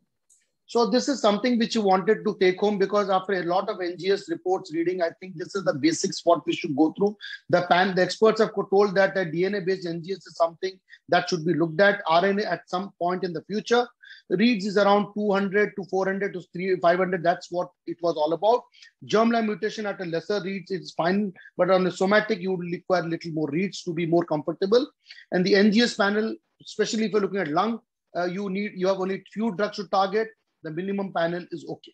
So now, very quickly, I'll skip this. Just come to the point of allele frequency. Dr. Amol, what allele frequency will be important, because the next case which I'm going to show is something that's related to that. It's published in 2018. And what do you feel at what allele frequency is, what value you feel is important? Number one. Number two, if it's a known mutation, if it is an allele of a very less allele of, let's say 0.9, 1.53%, is it significant to you? So anything beyond 10%, I would take it as a significant, though there is a temptation to use and try it beyond 5% also. But within known mutation, certainly I would take it as on a higher side only. So certainly. Dr. Sandil, your take on that? Any cutoff, or this cutoffs are arbitrary? No, I think when you're talking about a liquid biopsy, anything that's reported is significant, Sahu. So any allele frequency any allele, allele fraction that they would report is significant, and we would take that into consideration to use that to target that particular alteration. And for solid, any defined cutoff, or no, it is solid? really the same? I'm not too sure. I would say solid, not too sure. Not too sure. Ankur, your take on this, because this is something that really will define the whole molecular boards actually. Dr. Ankur, you are there? Ankur had to leave for a family. No, that's fine. Okay, then I'll move on to this part, because this case is there. And then I'll come down to the panel. We have a 56-year-old diagnosed case of non-small cell non-squamous, EGFR 19 deletion detected on gefitinib, progression of disease, T790M mutation detected, started osimertinib, after 11 months there's a progression. So this is the case from the literature. This was the NGS which was done. This showed the DEL19, this showed the T790M on progression after osimertinib. This had a cis C797G with a PIK3. This also picked up a ALK rearrangement at 0.9%. Dr. Sandil, I come down to you. What is your opinion on this? And how would you act on this? Okay, so in a situation like this, there are two ways of approaching Sahu. So it depends upon how much the progression is. If the tumor burden is not very high, I've got some time in my hands, quite a significant progression. Then if it's quite a significant progression, then I would be a little skeptical to use an ALK-targeted therapy along with osimertinib. I will probably jump to chemotherapy, the quadruple regimen that all of us are, fancy about using these days. If the tumor burden is not very significant, I've got some time in my hands, then I would like to play around with the ALK before I go to the chemotherapy. So that's the way I would approach if somebody's got a 0.9%. That would be because of the unsurety of the response you would get with the ALK because of the very low allele frequency? Correct. Okay. So here you feel then the allele fractions do matter, and you would take it based on the patient burden of disease also.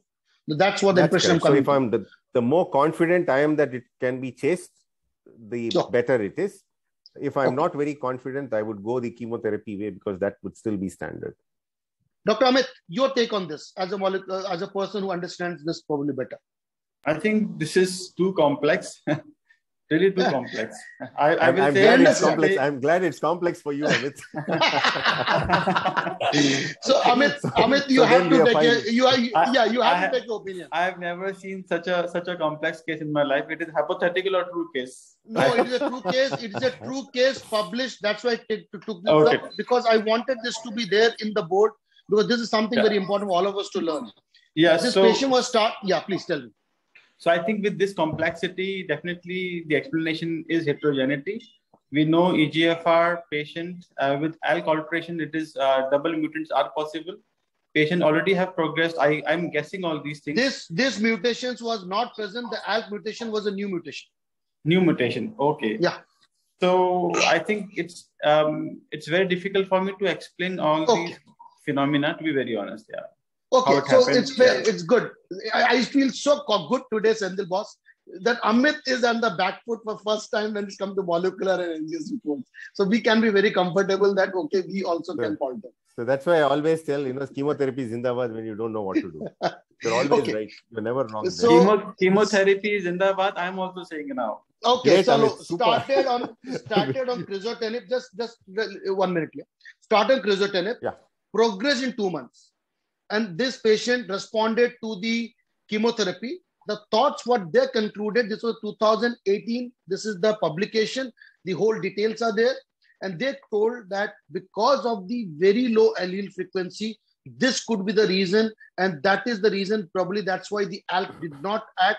So is this coming to that the allele frequency of the level, just telling that it's a positive, I will just change over, or it is a Sendil way. If you're not very confident, it's a very low allele frequency, go for a comfortable way of chemotherapy and probably chase the ALK little more. So, Dr. Vamsi, what is your take on this? Yeah, please. Okay, let Vamsi and then I will probably. Yeah, sure. So, to be honest, Dr. Rao, in this case, I would have gone with an EGFR-directed therapy. Actually, I would not have gone with the crizotinib, because the No. This patient failed gefitinib and osimertinib, both. Correct. After this. After that, the C797 and the T790 was high. I would have actually gone with chemotherapy in this case. Okay, fine. Yeah, Dr. Sendil, your point, please. No, I think, Sahu, everywhere you have to interpret the report in the context. I think that's the difference between just looking at the report and looking at the patient along with the report, isn't it? You just don't want to get carried away chasing every alteration that you're seeing. You will say, I want to go back to gefitinib for C797S. I want to do crizotinib for your ALK fusion that you found out. That's one irrational way of going about doing it, but that can also be done. You would not be you would not become a criminal for doing that. But having said that, I think we need to look at the context and interpret the report in that context before we make decisions for our patients. That's exactly what I want. Yeah, please. Excellent. Tarini sir, can I say something? Yeah, please. Yeah, so tell me. Yeah, we had a similar case, with the first line, the patient, the setting was different. It was de novo, stage 4 lung cancer, not detected EML ALK on IHC as well as FISH. We had sent a foundation one on day 1 only. So after 20 days, we get an ALK fusion, 1.2% allele frequency. The patient has been on ALK inhibitors since 1.5 years now. And so the setting is also important. It's a primary de novo setting and you don't have anything, but you have that lower frequency mutation. I think it's something to bank on. What I wanted to put this case forward is exactly what Dr. Sendil told. You need to look everything and take everything into context. That's why probably it makes an ideal case for a molecular tumor board. And this is where the real things do come out. And if you look at the contrast case, a similar case, and this just went through, and here the ALK was 22%. And here the patient responded to an ALK inhibitor. So 2 case publications, different allele frequency, and this does make a case that the fraction of allele frequency, the percentage does play a role, and you have to look into everything in details. So let's change gears now. And we now go to Viraj, 58 years old female, stage 4 cancer, descending colon, all RAS and BRAF wild type. So now treatment of choice, Viraj. So I'll also like to have MMR and HER2 as my standard practice. And if they are negative, I will go chemo plus anti-EGFR. If they're positive? Then chemo plus BEV. If HER2 is positive, and if MMR is there, then of course discussion about pembrolizumab. Okay, so now what I'm getting is Prashant from Viraj is he is looking beyond all-RAS and BRAF, at least in the metastatic setting. He's looking at few other markers. Put the immunotherapy out. He's also looking at the HER2/neu also. So now, Dr. Prashant, do you do the broad panel? Do you look into a short restricted panel in a metastatic CRC, or what do you do?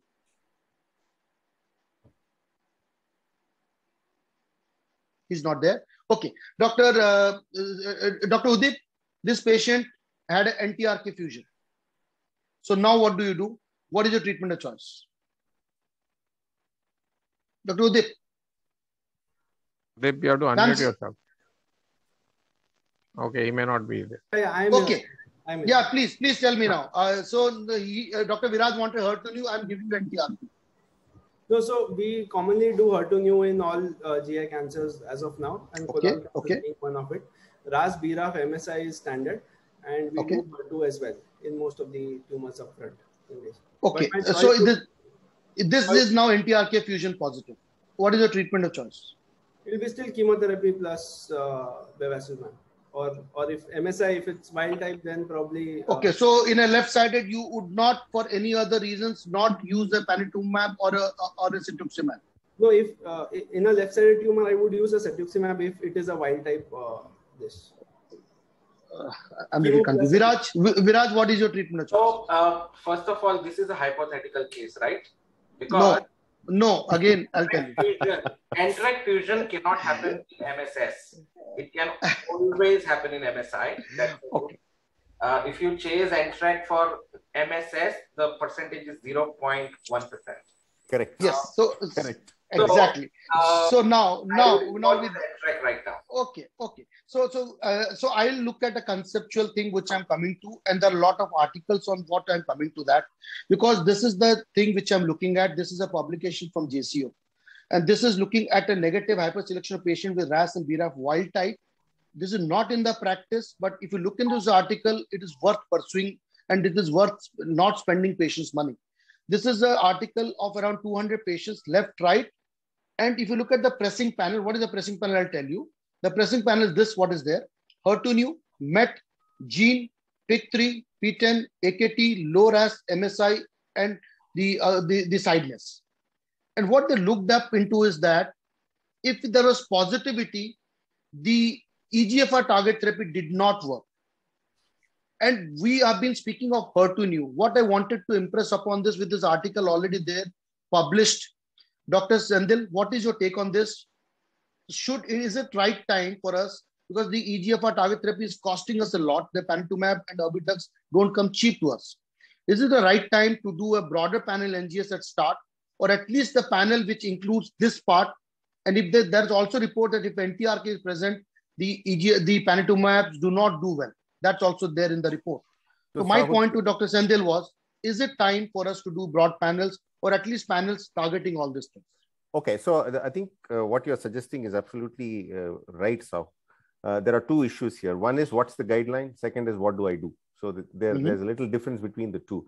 The guideline is that you don't take all of this into consideration because this is based on retrospective analysis. So if you talk to an expert colorectal cancer person, let's say Viraj, he will say that in an official meeting, he will say that even HER2 should not be taken into consideration before you decide on anti-EGFR therapy. I mean, and that's the reason is that you don't have large-scale prospective evidence. So that makes a lot of sense.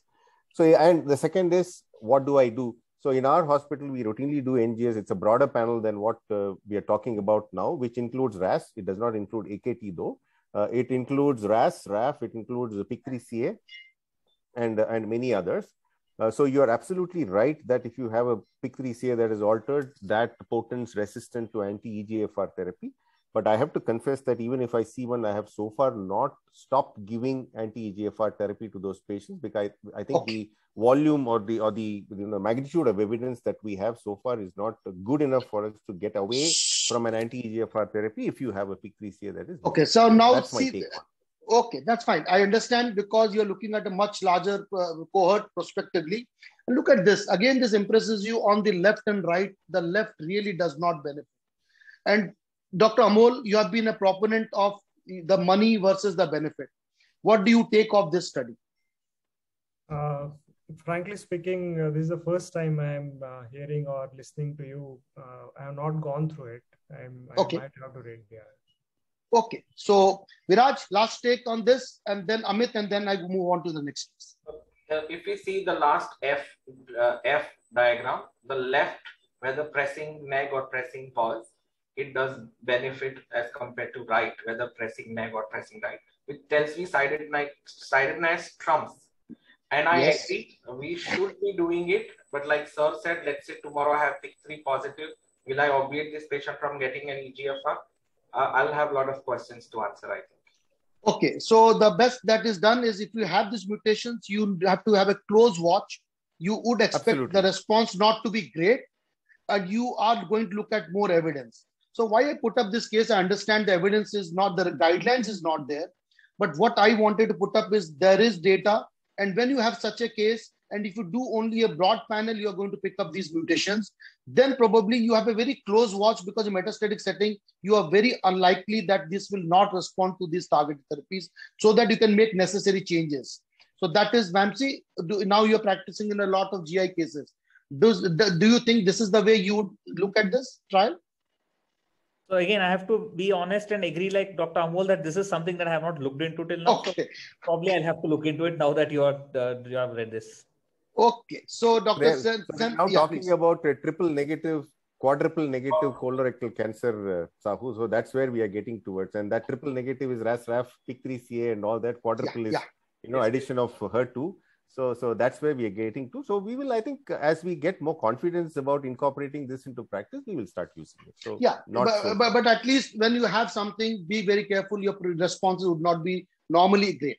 That's what it's like saying, we always keep discussing, Sahu. On a right-sided tumor, will you ever use an anti-EGFR drug or not? I think we will. Sir. Second line, we will.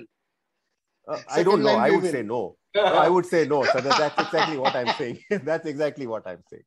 So I think it depends on how desperate you are. Okay. So now, Dr. Amit, what has been your ALK positivity in the CRC? Okay. ALK positivity in CRCs. So Prashant mentioned the ALK amplification, not the ALK fusion. So you may have a different implications of that. We now have a case of ALK fusion. You have so if you have ALK fusion in CRC and you are confident about the report, I would like to treat with the ALK inhibitor with confidence. No doubt. Okay, this is on a DACO platform, the Ventana staining, which is a classical one. Dr. Vamsi first and Dr. Viraj, would you treat this patient after the first line standard treatment is complete? Would you consider this for an ALK inhibitor? This patient, you're asking, will you give chemo first or do you want to give ALK first? After chemo first. After chemo. So if the chemo has responded, I would continue as a conventional chemo with the maintenance I would normally use. Later on down the line, I would plan for some form of ALK inhibitors, but not in the first line or the first line. Udip, your choice on this. After chemotherapy is complete, your progress, would you consider ALK at some point? So it's I would look at the age. It's a 70-year-old female, right? So first line, if there is progression post the maintenance that we standardly use, then definitely it's worth thinking about, because tolerating second line full dose FOLFIRI plus something would be a challenge at 70 years sometimes. So ALK inhibitors we would look at it. Viraj, your take on this? Have you used anything? Have you seen any ALK in your CRC patients? Not me, but I know Dr. Bharat Vaswani had one ALK fusion for his report, and that patient did well on quizartinib for 4 months. That's what he told. But I have personally yet to encounter. Again, fusions predominantly occur in MSI high. If you look for fusions in MSS, it is less than 1%.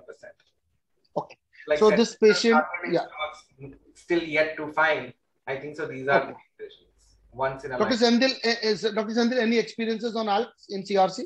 No, sir. Absolutely not. So the literatures are there, the reports are coming in, and they do respond to ALK inhibitors, not for as with lung cancer, but they respond for a decent amount of time. So I'll just cross over the last 5 minutes, 2 minutes on Shiva trial, which Dr. Vamsi did a good job, and really This was a crossover study which happened.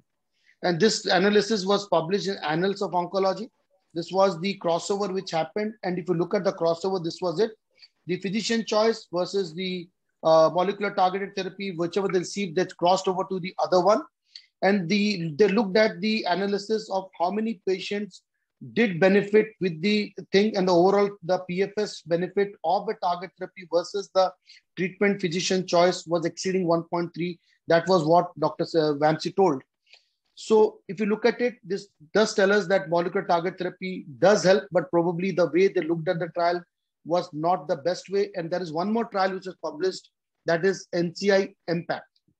Again, the same way how they looked at, and what they did is they did. This is again an interesting trial. If someone is reading Shiva, this is also publication, and one should look at this. But my questions are very different. Is such a design ethical, Dr. Vamsi? Would you think we can ever do one more after the Shiva 2 is published? Can you ever do a trial which compares a patient who has a target to not give the targeted drug? So it won't be ethical if the target is very well defined. That I agree with. But if you look at it, most of the targeted drugs are used in similar setting. You do have, for example, a Destiny Lung, which is using TXD in first line versus chemotherapy, right? So you do have such a trial. It's not that those trials don't exist at all. I think where it becomes unethical is if you're using in the third or fourth line where you know that there is no standard arm. So that's how I would look at it.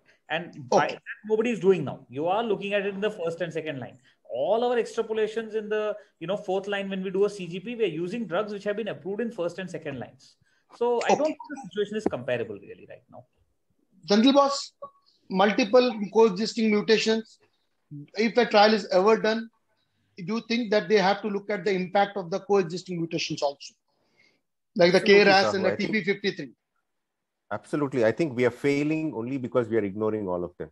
So if we learn to incorporate everything in our decision making, I think our success rate will certainly be better. Okay. Dr. Amit, do you feel this is a very significant thing? Because if that comes into, and this is fortified in the next 2 to 3 years, this belief, then ultimately we would be going for a broad panel NGS for every setting actually. Because you would be then choosing drugs. I totally agree. It is not a single gene or single target what we should look at. There's a complexity, and as you are looking at not a immediate response, but a duration of response should be higher or longer. So this complexity has to be deciphered before we plan a treatment actually. Otherwise, chemotherapy will always remain a choice in these cases when you have these complex alterations, which cannot be handled targetedly. Yeah. Okay. So Dr. Udit, do you even need a trial now looking at the Shiva type to convince you that target therapy requires evidence further? So I think that most of these trials are done in a setting where a third line, fourth line, and we would require ultimately, with the targets increasing, we would definitely require a trial wherein we would have to compare it with the chemotherapy arm eventually to understand the drugs usage in different settings. Otherwise, it will be difficult to try every new drug in a new setting. Will be difficult to try just on a few case reports or a few small trials. Okay, so basically, the message I'm getting is, at least in the initial lines, the target therapy is where you would be looking at more carefully. But after failed lines, some people do need a trial. But Dr. Sandil, do you feel that if you have a target and target is very clear on a broad panel NGS, you would be inking towards going for a target therapy which is approved? I heard one of your statements that you would not use the target across the tissue types.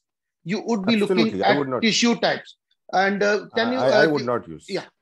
The BRAF so let's story, say PIK3CA, me and Amit are in some molecular tumor boards, and we discuss PIK3CA almost every week.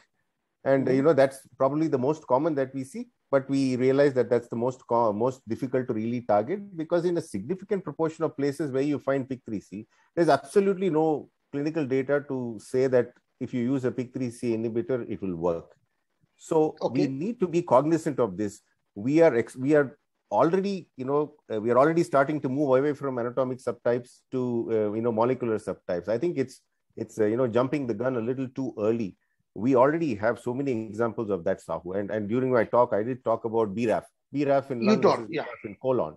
right? PIK3, PIK3C is so common. So why is it that we haven't got approvals in all other areas? We are still stuck with breast after how many years of PIK3CA and alpelisib? So it is not as simple as that. So when you're desperate, you throw everything at your patient. But you have to be very careful when you already have a standard of care in that setting, and that standard of care is likely to be better than an unknown, unexperimented area that you're stepping into. So you have to be very careful. Weigh your choices, when you have a NGS report that you're looking at, where you're doing something that is not standard of care.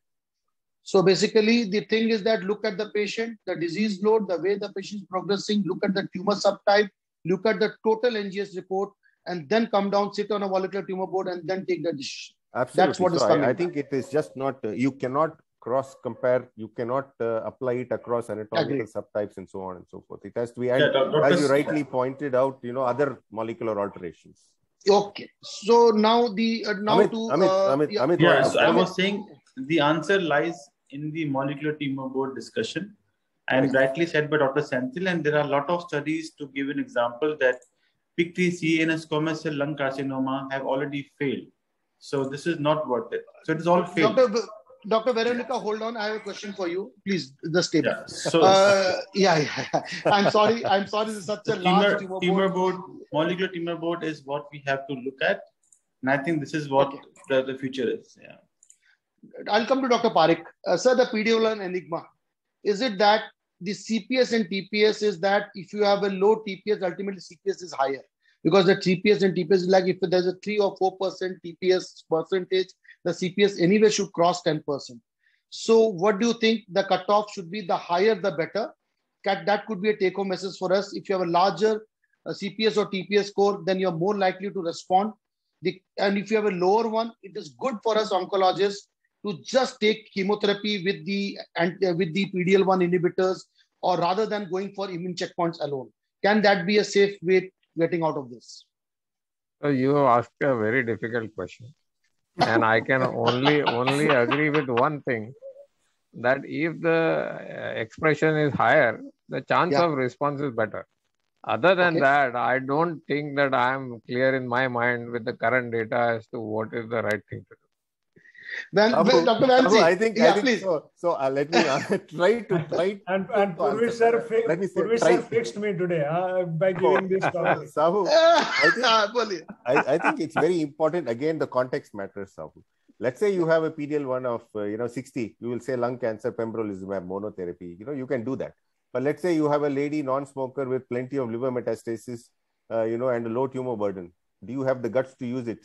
You don't. Let's say you have 99% TPS, right? And the same situation, you're a little tempted to throw that pembrolizumab alone. So the point is, again, we are coming back to the same issue. You should never try to interpret this data in isolation. So the general rule is that if you have a PD-L1 that's higher, as was pointed out rightly by Amol, you got a greater chance of responding. You've got a lesser or a zero, it does not tell you that you're not going to respond because of the fallacy starting right from sample to the clinical data. Right? So I think this is so everywhere the context matters.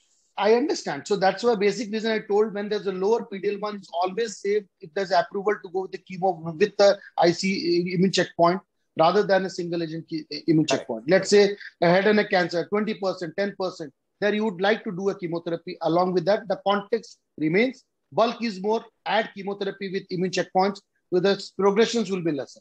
You also have that, responses will be better. Even if your PD-L1 is high. Correct. Yeah, I agree. So now, Dr. Please. And one statement for the PD-L1. Yeah, Dr. Amol, then Dr. Vamsi. Don't come to conclusion on the accelerator approval. The way all of them have decelerated now. I totally agree with both Amol that fixed with the approvals for both the checkpoints. This PD-L business with the accelerator approval, it's and TMV also.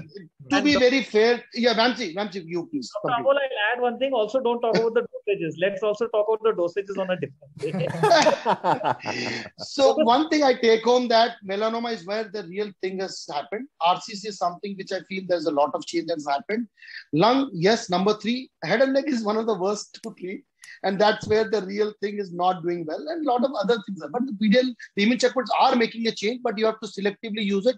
As Dr. Sendil told, you have to take things in context, not try to give everything on every setting. Dr. Veronica, I was reading an article, and Amit, I was discussing, I know Amit's answer. This was an article where I find that if you do NGS and a broad panel NGS, you would pick up a 4.7% frequency of BRCA gene on a broad panel, which you would not have intended to, but you will get it when you're looking at these panels. So what is the consent? Is it mandatory then? Because you are anyway going to pick up on the BRCA. Is the consent mandatory before NGS? No, I'll come to Veronica. Veronica is there? I'll come to Veronica. Veronica, you can ask Veronica. Yeah. That's right. So when we are offering a broad panel NGS, of course, we just need to tell them we would be looking at many more genes and just not BRCA. So on the consent, we have lots of columns which says that we are allowed to report incidental findings which are not maybe related to the phenotype of the person as well. So if we are talking about a consent, so in any next generation sequencing technology, we are supposed to take a consent. I don't know what relevance it has to BRCA being picked up in a broad panel, like, because if we do a so the thing I'm getting is that to do NGS, you would require a consent. That's what you are suggesting. Right. Yeah. Vamsi, when did the last consent did you take for the NGS you did? No, Dr. Sahu, I want to correct here. It's not. Amit, I'll come down to you last because I know your answer. Vamsi, ever did the consent before NGS? To be honest, I don't take it. So I have to see whether we should start taking it. I don't normally take it. There is a TRF actually attached to all the NGS, the companies who offer next generation sequencing. In that TRF form, the patient needs to sign. So I think maybe... that's written in the small letters. That's what you're telling. The patient signs it, but we don't counsel it as we counsel for a chemotherapy or for any treatment.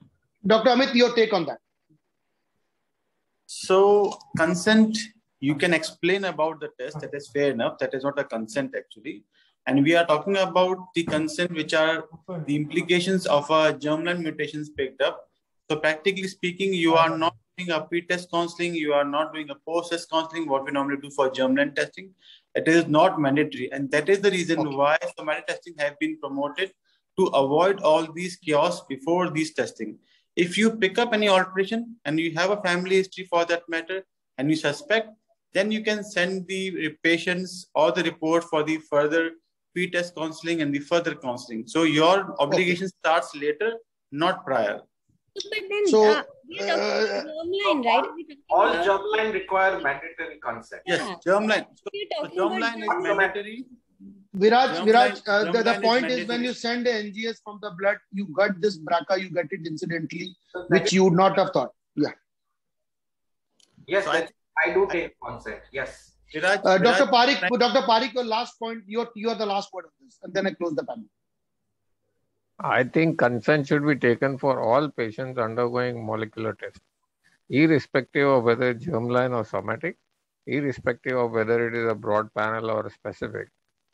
Consent is required. Agree. Yes. And though law does not mandate that it is required, in the future, we will have some litigation that will not be able to envisage currently. I can share with you the story of a US case in which the lady complained to the court that my doctor did not emphasize sufficiently about the need of this test. Okay, did not emphasize sufficiently.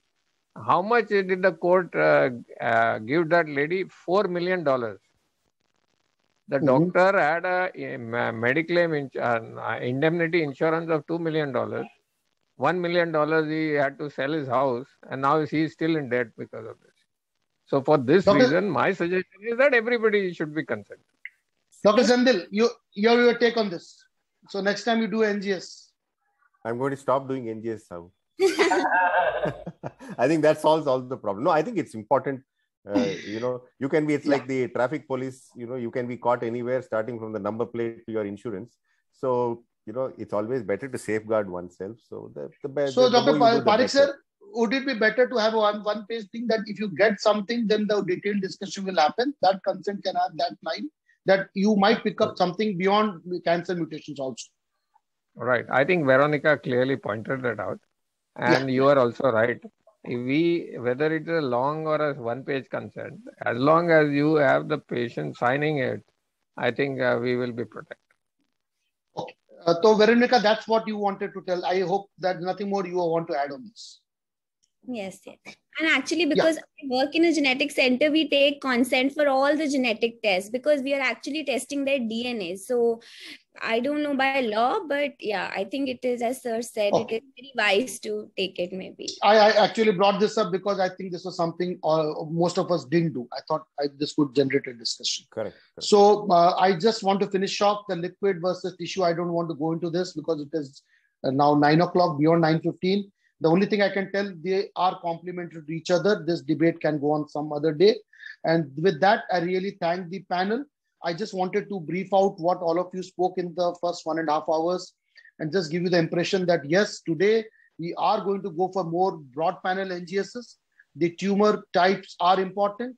You have to take the patient into context, the tumor volume into context, the mutation into context, the co-mutation into context, and then the allele frequency does play a role. And I feel gradually we will be moving towards that. Viraj may not be convinced today. He's getting convinced towards the large panel, and he will modulate his therapies. Sendhil will definitely do that after 2 years. Parikh sir, Mark, record this. I'm telling you, Sendhil is going to do this after 2 years. I know him. So thank you, sir. And it was lovely, a learning experience. And interacting with all the big names in oncology, the opportunity only can come from you. Thank you, sir. Thank you very much. My only reaction is, oh my God, this has been a totally fantastic learning experience, and I will be not doing my duty if I don't acknowledge that the topics were handpicked with the discussion with all of you, and especially with Dr. Tarini Sahu, Dr. Senthil Rajappa, Dr. Prashant Mehta, and Dr. Amit Verma. And I think the selection of the topic matched with the right expertise to give the talk really made a difference. And Sahu, as usual, you are the star of moderating to ensure that everybody's best is pulled out from whatever corner of their body they have that perception. So that was really good. Now, may I request Mr. Sankalp to give the vote of thanks, and then we conclude. Thank you, sir. Hello, sir. So today evening, we all have heard the excellent sessions on various aspects of utility of molecular profiling. And without a doubt, it was an academic treat to hear so many profound speakers on this topic. On behalf of Genevolve, I would like to conclude with the vote of thanks to all esteemed faculties, participants, panelists for their valuable time. And a special thanks to Dr. Parikh for constructing such a wonderful session. And Genevolve, the genetic testing division of Dr. Lal Pathlab, look forward to associate on many such academic sessions in future. Thank you, everyone.